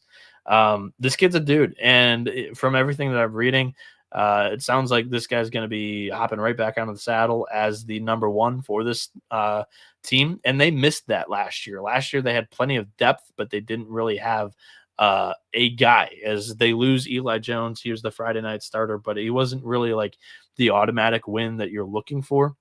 Dylan Eskew's a returning starting pitcher from last year, through 62.2 innings. He had a 4.60 ERA. Roman Kimball has an electric arm, kind of just has to find the strike zone. 31 innings last year, 6.32 ERA, 32 walks, so more than a walk per inning. Jake McCoy and Matthew Becker are two lefties that I really love that are either going to be in the rotation or important pieces in the bullpen there. Both inflated ERAs from last year, but I think they have some good stuff, some movement on the pitches there. And then Parker Malott is an interesting piece. And Jarvis Evans transfers in from Georgia as another left-hander. That'll be an important bullpen option for Mainieri in his first year in Columbia. But there are some interesting pieces on the offensive side here too, Johnny. Why don't you get into that? Yeah, listen, I think South Carolina it's a tough team because it's like kind of in that boat where there's talent and they can be good, but so many things I feel like have to come together. And the thing that I'm probably most concerned with is Paul Mainieri coming in. I mean, Mark Kingston was a good coach, but at the end of the day, this is a business, and he wasn't living up to it. But talent-wise, I think the pitching is the most interesting thing because you look at their staff, they're all older guys. They're all juniors or seniors or redshirt sophomores or sixth-year guys. And that plays.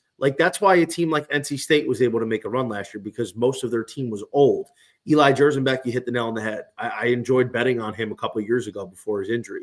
He is a dog. He's a guy that we talked about this, especially in the SEC. You need a Friday night guy that you can count on. And if Jerzenbeck responds from his injury well, he can definitely be that. Roman Kimball is electric if he can find it. I mean, Roman Kimball looks like the second coming of Roy Oswalt if he could ever find, the strike zone. Dylan Askew's got some talent. I think he could be a decent Saturday guy in the SEC. Jake McCoy is somebody that I would like to see, taking a step forward. 12 appearances last year, he had a 7.88 ERA, but his ERA suggests he was unlucky, as it was a 4.55. Matthew Becker, same kind of situation, a 6.6 ERA, but a 2.77 Sierra, appeared in 21 games. Like, there's a lot of talent on this South Carolina staff. They kind of have to just put it together. And offensively, they're led by Ethan Petrie. Ethan Petrie has gotten a lot of disrespect this year. 2 years ago, this guy, it was him, it was Jace Lavalette, it was Jack Caglione as the guys that were going to headline the next couple drafts. Ethan Petrie preseason last year was a top 5 name, top 10. This year, on all these mocks I'm seeing, he's outside the top 15. He's outside the top 20. In some cases, he's at the end of the first round. I'm like, I don't know if these people have actually watched Ethan Petrie. Ethan Petrie is a guy who absolutely should be a top 10 pick this year if he can stay healthy and do what he's done the last 2 years. This kid is a monster, 6'6", 245 plus, athletic, plays the outfield, has tons of power, translates to the next level. This is the guy that's got to be a monster this year. This is why he's a Golden Spikes front runner on Bet Rivers at 13-1. He's got to be nearing 30 home runs, 350 plus average. He is the tone setter in this lineup. The thing that worries me is there's not a ton of power in this lineup. And I get concerned the fact that I don't know if it's going to be a team that's going to be batting in the 315 territory as a team. The lineup gives me some concerns despite the transfers. But if Ethan Petrie is the guy, like he is and like he can be, and some of these other guys contribute, South Carolina is going to be a surprising team. I'm not buying it right now. I want to see it in real time. They're going to be a team I'm going to be interested in taking a look at and keeping an eye on throughout the season. And to tell you the truth, their schedule is interesting. They open up with Oklahoma, Arkansas, Tennessee, Mississippi State, A&M, Ole Miss, Kentucky, Florida, Auburn, LSU to close. That's the other problem. What do they look like in their conference schedule? Because it is a tough schedule, but there will be times that you can bet them throughout the year. Maybe they surprise us, Noah.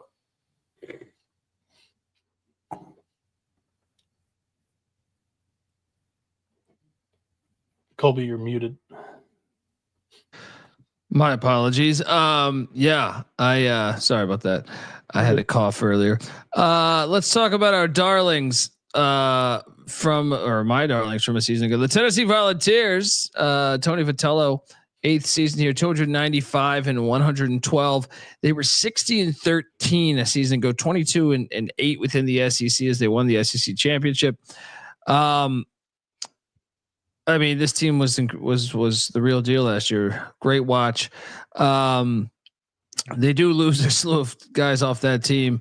I think the big one. I mean, there's several big ones, but Drew Beam gone, Christian Moore gone, Blake Burke, Dylan Dreiling, just a slew of guys. There's more than that too. Now they did go heavy in the portal in the pitching staff here, bringing in Liam Doyle from Ole Miss. Brandon Arvison from San Jacinto, right? San Jacinto. Tanner Franklin from Kennesaw State, the Owls, and then Michael Sharman from Georgia Highlands. Also bringing in Andrew Fisher from Ole Miss and Gavin Killen from Louisville. Hey, you got Cannon Peoples back. You got Dalton Bargo back. Dean Curley. I mean, the crowd is always great there. Beanick, I think you hinted at you're not high or as high. You look to fade these Volunteers this year. Tell me why. Well, I would say I'm still relatively high. I still have them as a top 10 team, but it's not necessarily because I believe in a lot of the talent on this roster. I believe in the coaching staff.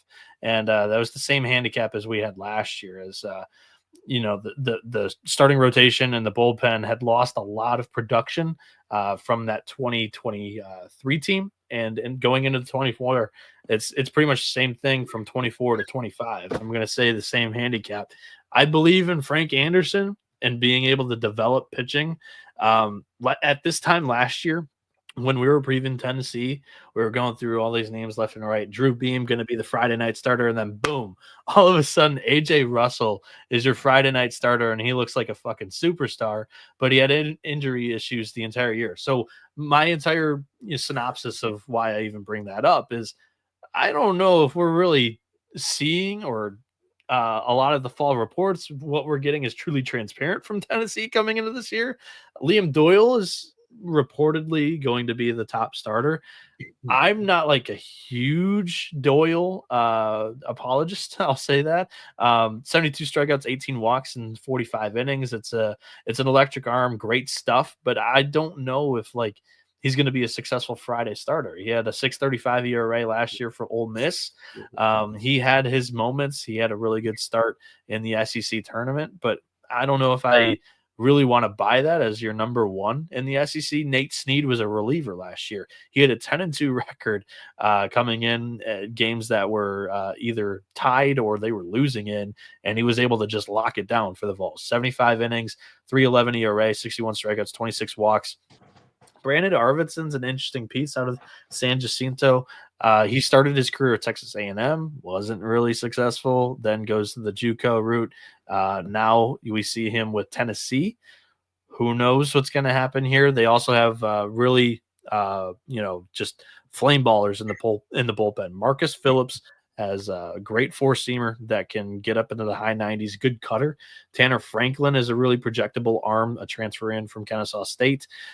He had some good starts here and there. One that comes to mind was against Clemson last year. And Andrew Banky is a funky left-hander in the bullpen that is returning from last year's team. So I think the pitching staff, I'm betting on Frank Anderson to, progress and develop these guys throughout the season. And this is going to be a team that's going to be better come May than it is maybe in February.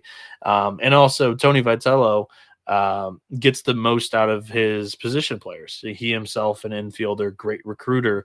I think there's a plethora of guys he could turn to on this year's roster that will be able to give him some production, whether or not it will be able to match. I mean, they lost Christian Moore, Blake Merck, Dylan Dreiling, Kavaris Tears, Billy Amick, 5 guys that easily could have been first rounders last year.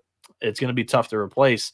That's why I'm not as high as I was last year, because I could bank on that offense. This year, you're going to have to take a little bit more bets on some guys that haven't had the opportunities because they've been blocked by that stellar class that just graduated.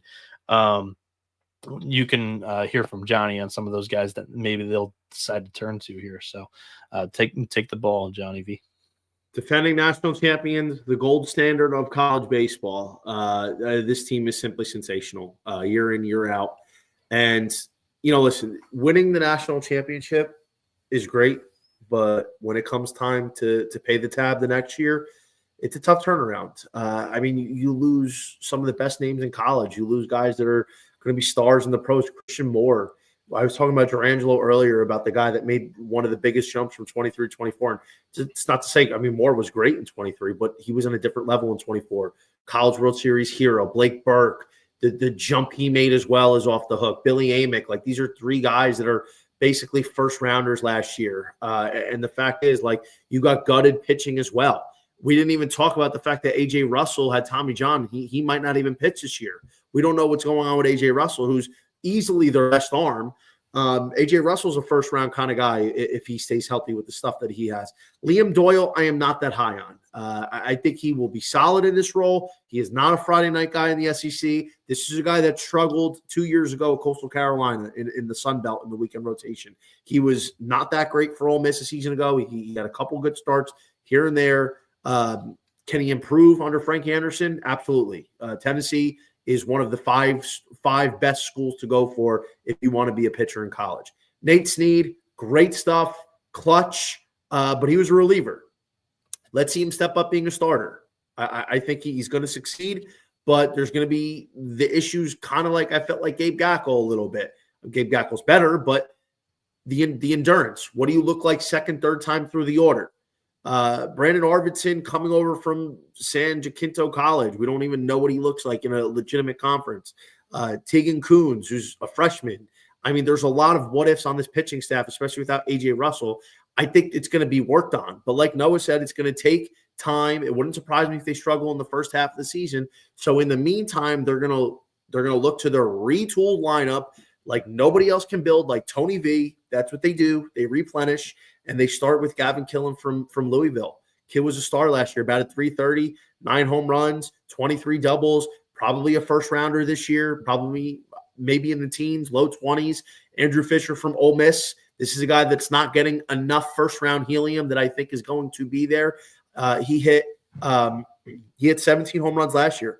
I probably see him cracking over 25, especially in that ballpark. 282 average. I think that's probably going to be up in the 330s this year. Love Andrew Fisher. Love killing 2 huge transfers. Cannon Peebles, can he be the guy? 2 years ago, he was a star at Clemson. Got buried in the depth chart at Tennessee. NC State. NC State. You're right.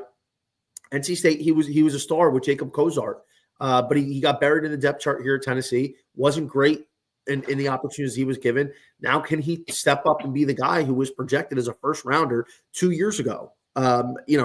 Dean Curley, another guy that could be a first rounder. When I talked to Joe Doyle, he said Dean Curley is one of the biggest guys he's high on this year to take that next jump as a full-time starter in this Tennessee lineup. There's a lot of talent. They're going to hit. They're going to be one of the best. Tennessee is still in my bucket of tier 1 teams. I think the pitching on paper right now is a little bit of a concern, but I'm going to count on it getting straightened out. Tennessee is not a team I'm going to bet to win the SEC. I bet them last year and won. I just think there's a roster-wise better top to bottom, especially in the pitching department with LSU and Texas A&M. But rest assured, Tennessee is going to be up there. They're going to be a threat to win the title or at least get back there again. Let's jump on over and talk about one of the more interesting teams, the new SEC edition besides Oklahoma, the Texas Longhorns. Obviously a lot of drama regarding Jim Schlossnagle coming in from A&M, pairing up with the AD again. He was previously at TCU, but the Longhorns were 36-20. He inherits a team that was 36-24 a year ago, 20-10 in the Big 12. That was third best. And they lose LeBaron Johnson,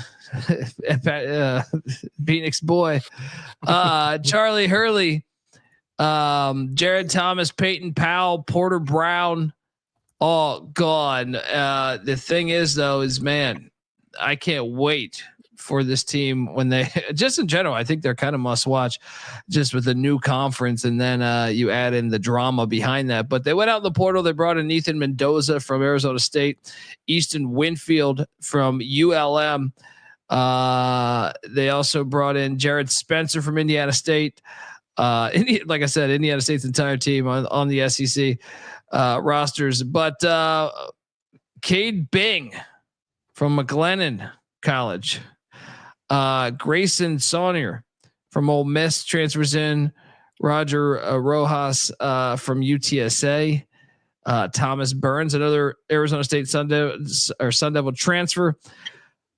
They return a bunch of production as well. Ryan Galvin, Adrian Martinez is a freshman they're super excited about. Beanick, I am fascinated by this story. I was fascinated back when this happened. I'm kind of fascinated by watching Texas and Oklahoma, really, but specifically Texas, and see how Schlossnagle does in Austin, especially those matches with the Aggies. So, your thoughts on the Longhorns? I love this team. That might be a little bit more of a hotter take, but I have trouble kind of fitting this team into the top teams in the SEC, because I think they can contend for a title. I do like other rosters, but Jim Schlossnagle is one of the best coaches in the country, and I think this is similar to that 2022 Texas A&M team where he inherits some pieces, but he really did pretty well in the portal, in my opinion. On the pitching staff side of things, they return Ace Whitehead, and Max Grubbs, two guys that were weekend starters from last season. They get Thomas Burns, who was Arizona State's Friday night guy to begin last year as a freshman. And what I'm hearing and reading is these guys are a little bit buried on the depth chart. So that tells me that this is going to be a good pitching staff. And when Max Wiener and Jim Schlossnagle have good pitching staffs, we've seen what they did both last year and in 2022, just with average staffs, and they were piecing together the bullpen. I think that's going to be a very similar set of circumstances for this upcoming year. Jared Spencer is a very intriguing arm because he didn't start many games with Indiana State in his 3 years. I believe he only started 11, but he's going to be the Friday night guy. He's it's a difficult arm angle from the left side for a lot of hitters. At Indiana State last season, he struck out 72 batters, only walked 33 in 53 innings. He was 6-0 in all appearances. He did not suffer a loss. 4.08 ERA there. Batting average against was just 216. I think he's going to be able to translate pretty well into the SEC as a Friday night guy. Luke Harrison's an interesting read when I was looking into him because he didn't appear much at all last year. He had a 9.28 ERA, but from everything that I was looking into, he was going to be in the starting rotation. He had made some really big jumps this offseason. Cade Bing, the lefty from McLennan, was 9-2 in 70 innings with 75 strikeouts, only 12 walks. This kid's a strike thrower, had a 3.33 ERA. And the complete opposite of Cade Bing is Grayson Saunier, an explosive arm that has had his struggles finding the strike zone in his 2 years at Ole Miss. So he only threw 44 innings last year. He had a 5.64 ERA, 35 strikeouts, but I think this pitching staff's going to play, and they have the Big 12 Player of the Year in Max Ballou. They have Kimball Schuessler as a catcher. They have Rylan Galvin as a catcher. They have some really good catcher depth there. Jalen Flores, the returning shortstop. Will Gasparino took a huge step in the summer, so he's supposed to have a much better sophomore year, is what I'm hearing. And Easton Winfield is a really fun UL Monroe transfer that followed Schloss from A&M to Texas. I like this Longhorns team. I think they can be a top 5 team in the SEC for this upcoming season, Johnny. I'm with you. I love Texas as well. This was a team that I liked a lot, especially after Jim Schlossnagle left, because I watched them a lot last year and I loved their roster. And, it's crazy because they lost so much talent. They lost Jared Thomas and Porter Brown. Those are the two biggest guys they lost. And, LeBaron Johnson, I think a lot of us were expecting him to really take the step up last year. He was so good 2 years ago. And I thought last year he was going to solidify himself as one of the 7 or 8 best arms in all of college, potentially as a first rounder last summer. But, Jim Schlossnagle coming over ruffled a lot of feathers, but this guy's a great coach. Brought Max Wiener with him, pitching coach, fantastic.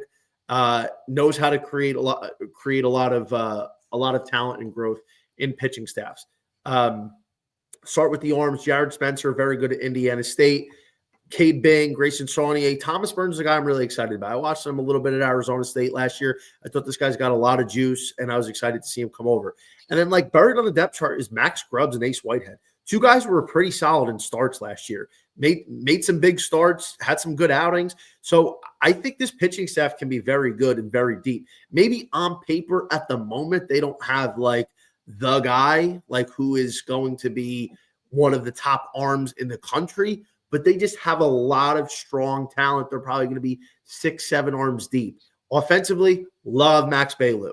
Love him. First rounder. My Golden Spikes pick coming out. So if you saw that on my Twitter, this is one of my 3 favorite Golden Spikes bets this year is Max Ballou. The strikeouts are a bit of a problem, and coming over into the SEC, is a little bit concerning, but the talent this kid has, I think honestly, a lot of people are taking the Cape numbers where he struck out a lot so far into consideration, a small sample size.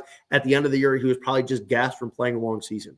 Will Gasparino is a guy that can be an absolute horse, freak athlete, 6'6", playing center field. He didn't do that well last year. Expecting him to take the jump under Jim Schlossnagle. Jalen Flores, another big bat in this lineup. They brought in Easton Winfield, Ethan Mendoza. There's a lot of talent on this Texas team. Texas is not in that tier 1 I had, but I have them in that tier 2 with Georgia and UNC, teams that I definitely think can win the College World Series.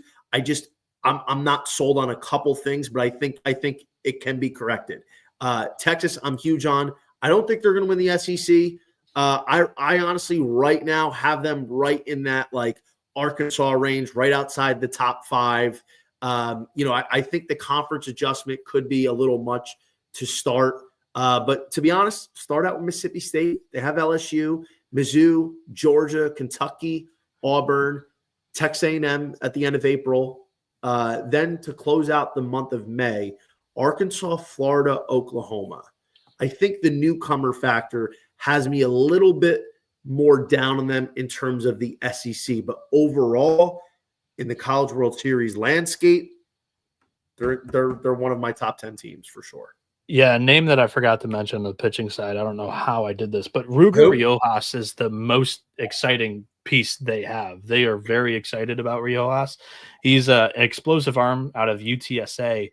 They're comparing him to Chris Cortez, who was just crazy for A&M last season, but he was projectable his first 2 years, then took a huge leap his final year at A&M. Riojas is probably going to be a huge leverage arm, maybe even the closer for Texas this season. So I wanted to mention that.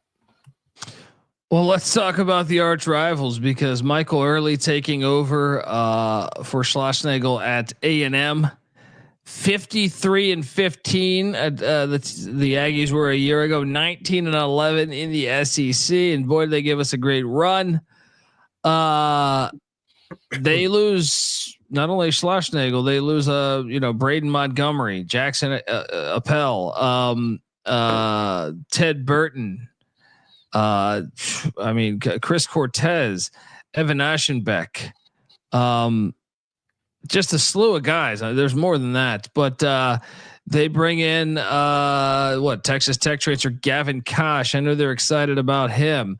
Matt Bergevin from Fairfield, the Stags up in Connecticut there. Bear Harrison coming in from St. Mary's in the Bay Area there after a great freshman season there. Wyatt Hensler from the Quakers of Penn. Jacob Galloway from USC, and then Jamal George from Alabama State. Miles Patton from the Dirtbags of Long Beach State, and Clayton Freshcorn from McLennan as well. I just expect regression just off the coaching and some of the personnel, but kind of must watch to me. Just like I said, I'm just very excited to see this rivalry spice up now that they're back in the same conference. Beanick, A&M, your thoughts? I think this is the sexiest roster on paper in the entire country. They're go big or go home on offense. There's a lot of power, but there's a lot of swing and miss. Michael Early being a hitting coach guy, that's kind of his foundation of how he's come up through the ranks. Maybe we can figure something out with the swing and miss on the strikeout side, but overall, I don't think that's like a huge hinder in general, just because lately in the SEC, home runs have gotten you to big places, whether it be in conference or nationally, because if you can't hit the long ball, it's just you haven't really been a winning program the last couple of years since COVID, basically. So yeah, the offense is sexy. The pitching staff is a little bit less sexy, but there's a lot of pitchability here that I love. Ryan Prager, Justin Lampkin are two guys that are returning from last year that are expected to be starters. Ryan Prager, Friday night starter, was excellent last year, 2.95 ERA and 97.2 innings. He had 124 strikeouts, only 20 walks. If you look under the hood, the stats are good. The Sierra and the batting average against and the FIP are all great, but some scouts really kind of poked holes and nitpicked at what Prager did last year in the SEC, which I think was he had an incredible year. But I mean, obviously the money wasn't great enough. I think he was picked in the third round by the Angels. He decides to come back with the NIL that A&M was offering him, and they were half expecting that, half prepared for him to leave. They went out and got Miles Patton out of Long Beach State, and now all of a sudden their entire rotation's full of lefties, and Caden Wilson's number 4 behind him. I've loved Patton as a dirtbag, and he's got a 326 ERA. He had 85 strikeouts in the Big West, only 24 walks in 66 innings there, and he was tough to hit. And the big question, I guess, with this rotation is just, if there's a team with a lot of right-handed hitting, that could be possibly a bad matchup for an entire weekend for the Aggies, and could be tough to overcome. But Josh Stewart is expected to take a huge step up in role out of that bullpen. He was huge in the postseason. 296 ERA last year, 39 strikeouts, 9 walks, and 31.2 innings. And then Brad Rudis returns after playing a pretty big role out of the pen from last season. My biggest bugaboo with Texas A&M just the entire offseason was whether or not I was going to be bullish on them with Michael Early, being a first-time head coach.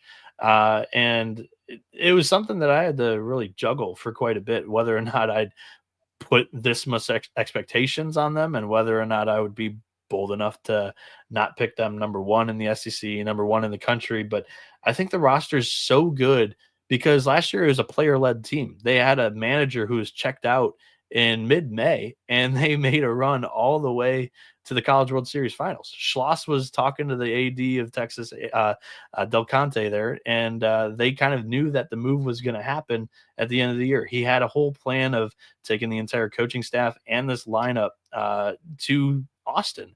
And you know what? The players said no. We kind of make the team here. And I think the manager's not really going to matter too much in year number 1 because they were so player-led last season. So a lot of good SEC managers were first-time head coaches once upon a time. I look at Tim Corbin at Vanderbilt. Gosh, why am I blanking on all these names now? Florida's manager, Auburn's manager, Vanderbilt's manager, and Georgia's manager all started with no head coaching experience, and all of them have had great years so far in the SEC. I don't see why Michael Early could not get off the ground running with walking into the best situation out of any of those guys that I attempted to just name right there. I love Texas A&M. If you've listened to the show as long as it's been, Texas A&M is one of my top teams this year. It's them, LSU, Virginia as my 3 favorite teams, the 3 teams that I'm betting. 11-1, 10-1 everywhere, correct price. Here's the thing. I love Texas A&M, and I was so impressed that this whole thing was this close to blowing up when Schlossnagle left right after the College World Series loss. Like, it was so close. Lavalette was gone. Grahovac was gone. All these guys were leaving. And like you said, the players gathered together and be like, no, we're staying. Michael Early convinced them to stay. And he was rewarded for it. Look at the roster he has. This roster is unbelievable. I mean, the big thing is it hurt them at the time by losing Braden Montgomery in the Super Regional to Oregon. But as a team, it helped them develop because now they realize, okay, like Braden Montgomery is a superstar. This guy could have been a top 3, top 5 pick if he didn't break his ankle, but we were able to play and do it without him. So now what do? You bring in Wyatt Hensler from UPenn, the all-time Ivy League home run leader. Kid's a stud. You bring in Gavin Cash from Texas Tech. This kid is a potential first-rounder this year. He was wasting his talent away in Texas Tech in their uncompetitive program. Jace Lavalette, I've watched this kid as a freshman. The college Matt Olson, this kid should be the number 1 pick this summer. A freak, Gavin Grahovac, who's going to be a top 5 pick next summer. Caden Sorrell was key last year. Hayden Schott can come back if he plays through the torn meniscus and is good. Caden Kent was big down the stretch. Bear Harrison and Matt Bergevin are 2 transfers that I'm curious about to see how they fit in. But, I mean, with the amount of talent in this lineup, not to mention Jamal George from Alabama State, Jacob Galloway from USC, there is so much talent on this lineup, so much depth. It's going to be a nightmare for opposing pitchers. Pitching-wise, you said it, Ryan Prager coming back was huge. That guy was nails. That guy was a top 5 pitcher in the country last year. Reliable every single Friday night. You know he was going to go out there and battle, give your team a chance to win, and he did more than give his team a chance to win every single Friday. Justin Lampkin was good for the first half of the season, struggled in the middle, and then kind of got it together. A lot of talent. Draft year, Lampkin could be a guy that sneaks up draft boards, if he realizes his potential. He's got a good arsenal, kind of a 3/4 sidearm, mid-90s fastball, good slider. So I'm expecting a lot from Lampkin. Miles Patton, Long Beach State, heard a lot of good things about him. I didn't watch a lot of Long Beach State last year, but I read some reports, watched some highlight film, and, listen, if they're slotting him in on the Sunday, it's huge. And it sucks because Shane Tadeo was going to be such a big part of this rotation. He got Tommy John. Chances are he's probably not going to pitch in the regular season. Yeah, maybe he's missing the entire year. He's not going to come back for the College World Series even if they made it. No. Yeah, probably not. But a lot of bullpen arms. They're going to be 6 arms deep, 7 arms deep.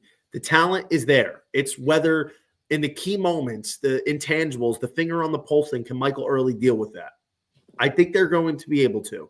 I love me Texas A&M this year, along with LSU.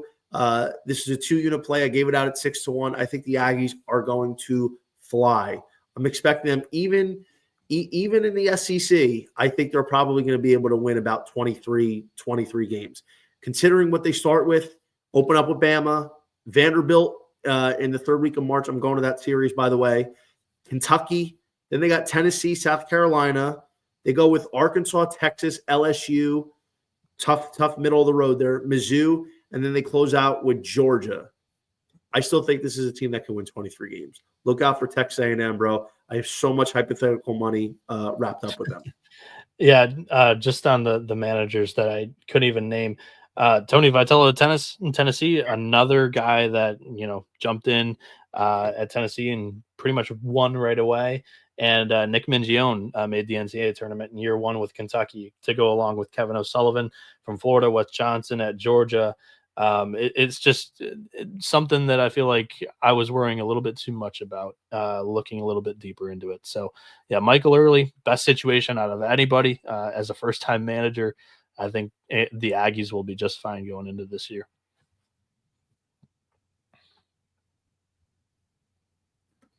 You're muted again, Colby. All right, my apologies. Let's talk about the last team on the slate here. Last but not least, that is the Vanderbilt Commodores. 38-23 a season ago. 17 in the SEC for Tim Corbin, who's entering his 21st season. 921 wins, 443 losses. They lose Bryce Cunningham, Carter Holton, Devin Futrell, Davis Diaz, Alan Espinal.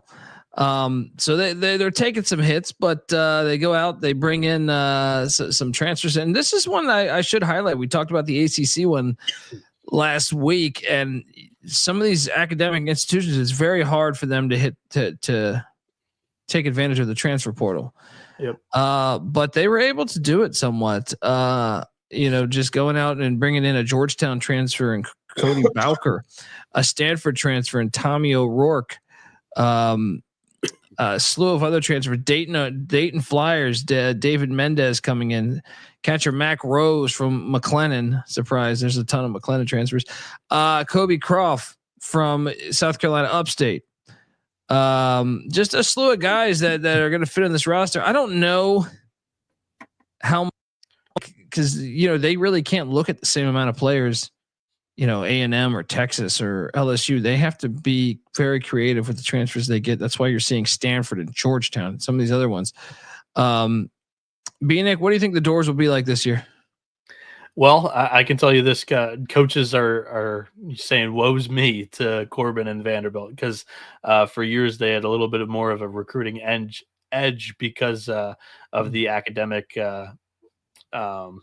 standards and whatnot, and they were able to spread around their scholarship money much easier than a lot of the other teams. So Vanderbilt's come back to the pack, and it's pretty evident offensively the last couple of years as they when I was talking about just home runs have kind of carried the day for teams in the SEC standings. Vanderbilt is like the number one culprit of not they haven't hit many, and unfortunately, they've taken a step back because they still have the pitching factory, and they just churn out guys left and right. It's not ever really rebuilding; they just retool. JD Thompson's going to step into the Friday role. Last year, he was great: 74 strikeouts, 18 walks, 4.15 ERA, and 52 strikeouts. He had a 2.29 Sierra, which was stellar.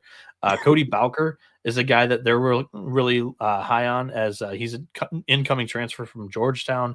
Ethan McIlvain was a monster last year, but he had back issues that kind of stifled his entire year, back half of the year there. He only appeared 11 times, but he had a 3.24 ERA, 29 strikeouts, and 25 innings there. I really love the bullpen. I think there are many great pieces here. Miller Green is a very, very good arm there. As a freshman, he appeared in 20 games, 3.16 ERA, 34 strikeouts, only 8 walks in the 31 innings. Tommy O'Rourke was the closer on the 2022 Stanford College World Series team. He's now a graduate senior. He appeared in 30 games in his last full season, which was back in 2022. He had a 4.41 ERA, 35 strikeouts, 16 walks, and 32.2 innings there. And Sawyer Hawks had arm issues the entire winter, spring, and this year he's back and healthy. And from all due reports, been a really electric arm to start. So he's a senior. Don't know what's going to happen in the SEC play, but in 2023 at Air Force, he was dominant. One of their best arms. They pretty much used him all over the place in a bunch of different situations, not necessarily as their top starting pitcher. The offense has its question marks, as it has had for the past couple of seasons, but I did want to mention Brody Johnston, freshman. I mean, this kid is projectable. I mean, this is a physical shortstop recruit. He's sliding over to third base because Jonathan Vastine is one of the best defensive shortstops in the SEC. Brody Johnston is going to be a big time hitter for this team, and they bring in Mike Mancini, and they have Chris Maldonado, who's going to be healthy for this upcoming year. That's your pop. Hopefully it carries the day for the Commodores here. Johnny, what are your thoughts on Vanderbilt? Because I feel like people are all over the place on Vandy. Vandy, the blue blood of college baseball. Tim Corbin is the Bill Belichick of the sport, the royalty. And listen, Vanderbilt in the NIL world the last few years has suffered a little bit because they always had the shiny hardware to attract the young talent and bring these kids in. And now with NIL, it's kind of really leveled the field. But listen, I think Vanderbilt's going to be middle of the pack. I do. I think there's a lot of talent on this team. I think there's a lot of the new guys coming in that I'm excited to see. Chris Maldonado is actually an alumni of my high school. He's probably like 10 years younger than me. But his older brother, who played at Pitt, I knew really well as well. Maldonado was so clutch a couple of years ago before his injury. He got hurt last year. He only played 5 games, but 2023. Batted .310. He was so clutch. Came up with so many big hits. I expect him to come back strong this year. Maldonado is going to be a big contributor for the Vanderbilt offense. RJ Austin, stud. First round grade, in my opinion, preseason. I think Austin can definitely live up to it. This kid is a freak athlete. He's got pop, even though 4 home runs doesn't exactly evince a lot of power. Vanderbilt's a relatively big ballpark. I think RJ Austin's a big contributor. Jonathan Vastine, you said, it's a big-time hitter. Brody Johnston coming in, young player, freshman. Mike Mancini from James Madison. He was a silent killer. It's a guy, because he plays at JMU, doesn't really get the burn, but he's a .330 hitter with 15 bops. You're bringing in a bunch of different transfers. Braden Holcomb, who was there last year. So the hitting, I think, is going to actually be pretty good. It's whether or not this team can cut down on the strikeouts and put the ball in play more. I don't know if they're going to have even one 20 home run guy, but can they have like 3 or 4 guys in the teens and a bunch of solid hitters batting in the 300s? Pitching wise, I am so excited for JD Thompson. JD Thompson is going to be one of the best pitchers in the country this year. JD Thompson is going to be a first rounder this summer. I think Thompson, especially as a lefty, it's going to be really exciting stuff. We saw this kid blossom in real time in the second half of last year. When Vanderbilt was making that tournament push, this guy was called on in the big moments. Tim Corbin handed him the ball. He gave him the keys to the kingdom in the big starts, and all this kid did was deliver. I love me some J.D. Thompson. Honestly, I wrote up a mock with the Baltimore Orioles having 3 picks and needing a pitcher. If J.D. Thompson's still there at 19, I love him to go to the Orioles. So him heading the rotation is big. Cody Bowker, coming in from Georgetown, if he can kind of just be solid and command that Saturday role, I mean, that's obviously going to be big. Ethan McElvain, remember when Chris McElvain was the Friday guy, his big brother a few years ago. But the bullpen is going to be the strength of this team. Miller Green is huge, going to be a high leverage guy. I think Vanderbilt's got a lot of juice this year. I have them in the middle of the pack just because the other teams' rosters, I think, are better and they have a lot more questions answered. But considering the coach in Tim Corbin, I think Vandy's going to be very competitive. They only won 13 games in the SEC last year. I think 16, 17 is probably more their realm. They kick it off at Auburn, then they have A&M, Arkansas. That's a tough 3-game series or 3 series to open up. Florida is the 4th, Oklahoma is the 5th, Georgia as the 6th. That's a brutal gauntlet. That's why I have them about 9th right now. Then second half at Ole Miss, home to Bama, Tennessee, and they close it out with Kentucky. That's where it could come back to hurt Vanderbilt is their really hard first half of conference schedule. Yeah, and I mean, we see Tim Corbin in this offseason fired a couple of his longtime assistants, went out and got Jason King, who was the Dayton head coach, and then Ty Blankmeyer. Johnny, I think you were telling me about this guy from your area, but both of these two are supposed to be very important pieces to this season. We'll see what happens. It's a pivotal year in Nashville because there were some fans that, frankly, I don't think they know how good they've had it the last 2 decades, but there's some unrest, I would say, in Nashville. All right. Well, look, those are all of our teams. Let's get to our rankings. Once again, the ACC preview is already out. If you followed that one, you'll know that we're going to rank these things really quickly here. Yeah, because we've already taken forever, 2 hours and 15 minutes. So you want to rip them, Johnny? Do you have yours ready? Yeah. All right. Let me rip them real quick. 16 Mizzou, 15 Ole Miss, 14 Auburn, 13 South Carolina, 12 Mississippi State, 11 Kentucky, 10 Alabama, 9 Vandy, 8 Oklahoma, 7 Texas, 6 Florida, 5 Arkansas, 4 UGA, 3 Tennessee, 2 LSU, 1 Texas A&M. For me, my SEC preseason rankings go as follows: Missouri at 16, Ole Miss at 15. I'm going to get flamed for this, but I have Kentucky at 14. I had really hard time ranking these next 4. I basically did it on who had the highest ceiling. I don't think Kentucky's ceiling is super high this year. So if they once again finish in the top 5, go ahead, roast me for it. But Kentucky 14, Auburn 13, South Carolina 12, and Alabama 11 in that bunched up group for me. Mississippi State at 10. 9, I have Oklahoma. Vanderbilt, I have at 8. 7, Florida. 6, Georgia. 5, Texas. 4, Tennessee. 3, LSU. 2, Arkansas. And 1, Texas A&M. Colby, how about you? 8 or 16. Most conferences are 18. 16, Missouri. 15, Ole Miss. 14, Auburn. 13, Bama. 12, Kentucky. 11, Mississippi State. 10, Vandy. 9, South Carolina. 8, Florida. 7, Oklahoma. 6, Georgia. 5, Arkansas. 4, Texas. 3, Tennessee. 2, A&M, and 1, LSU. Ooh, I like it. I like that top 5 there.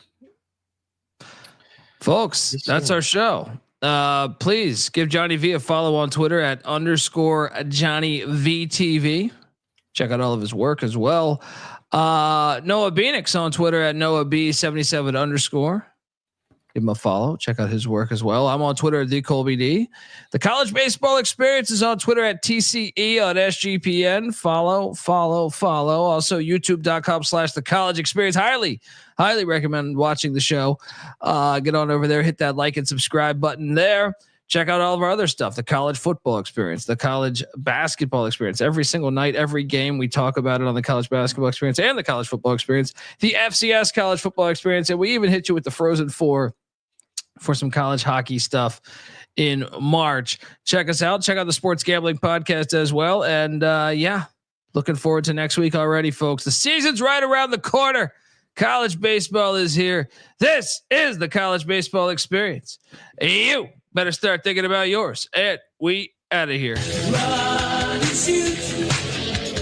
We can really run and shoot.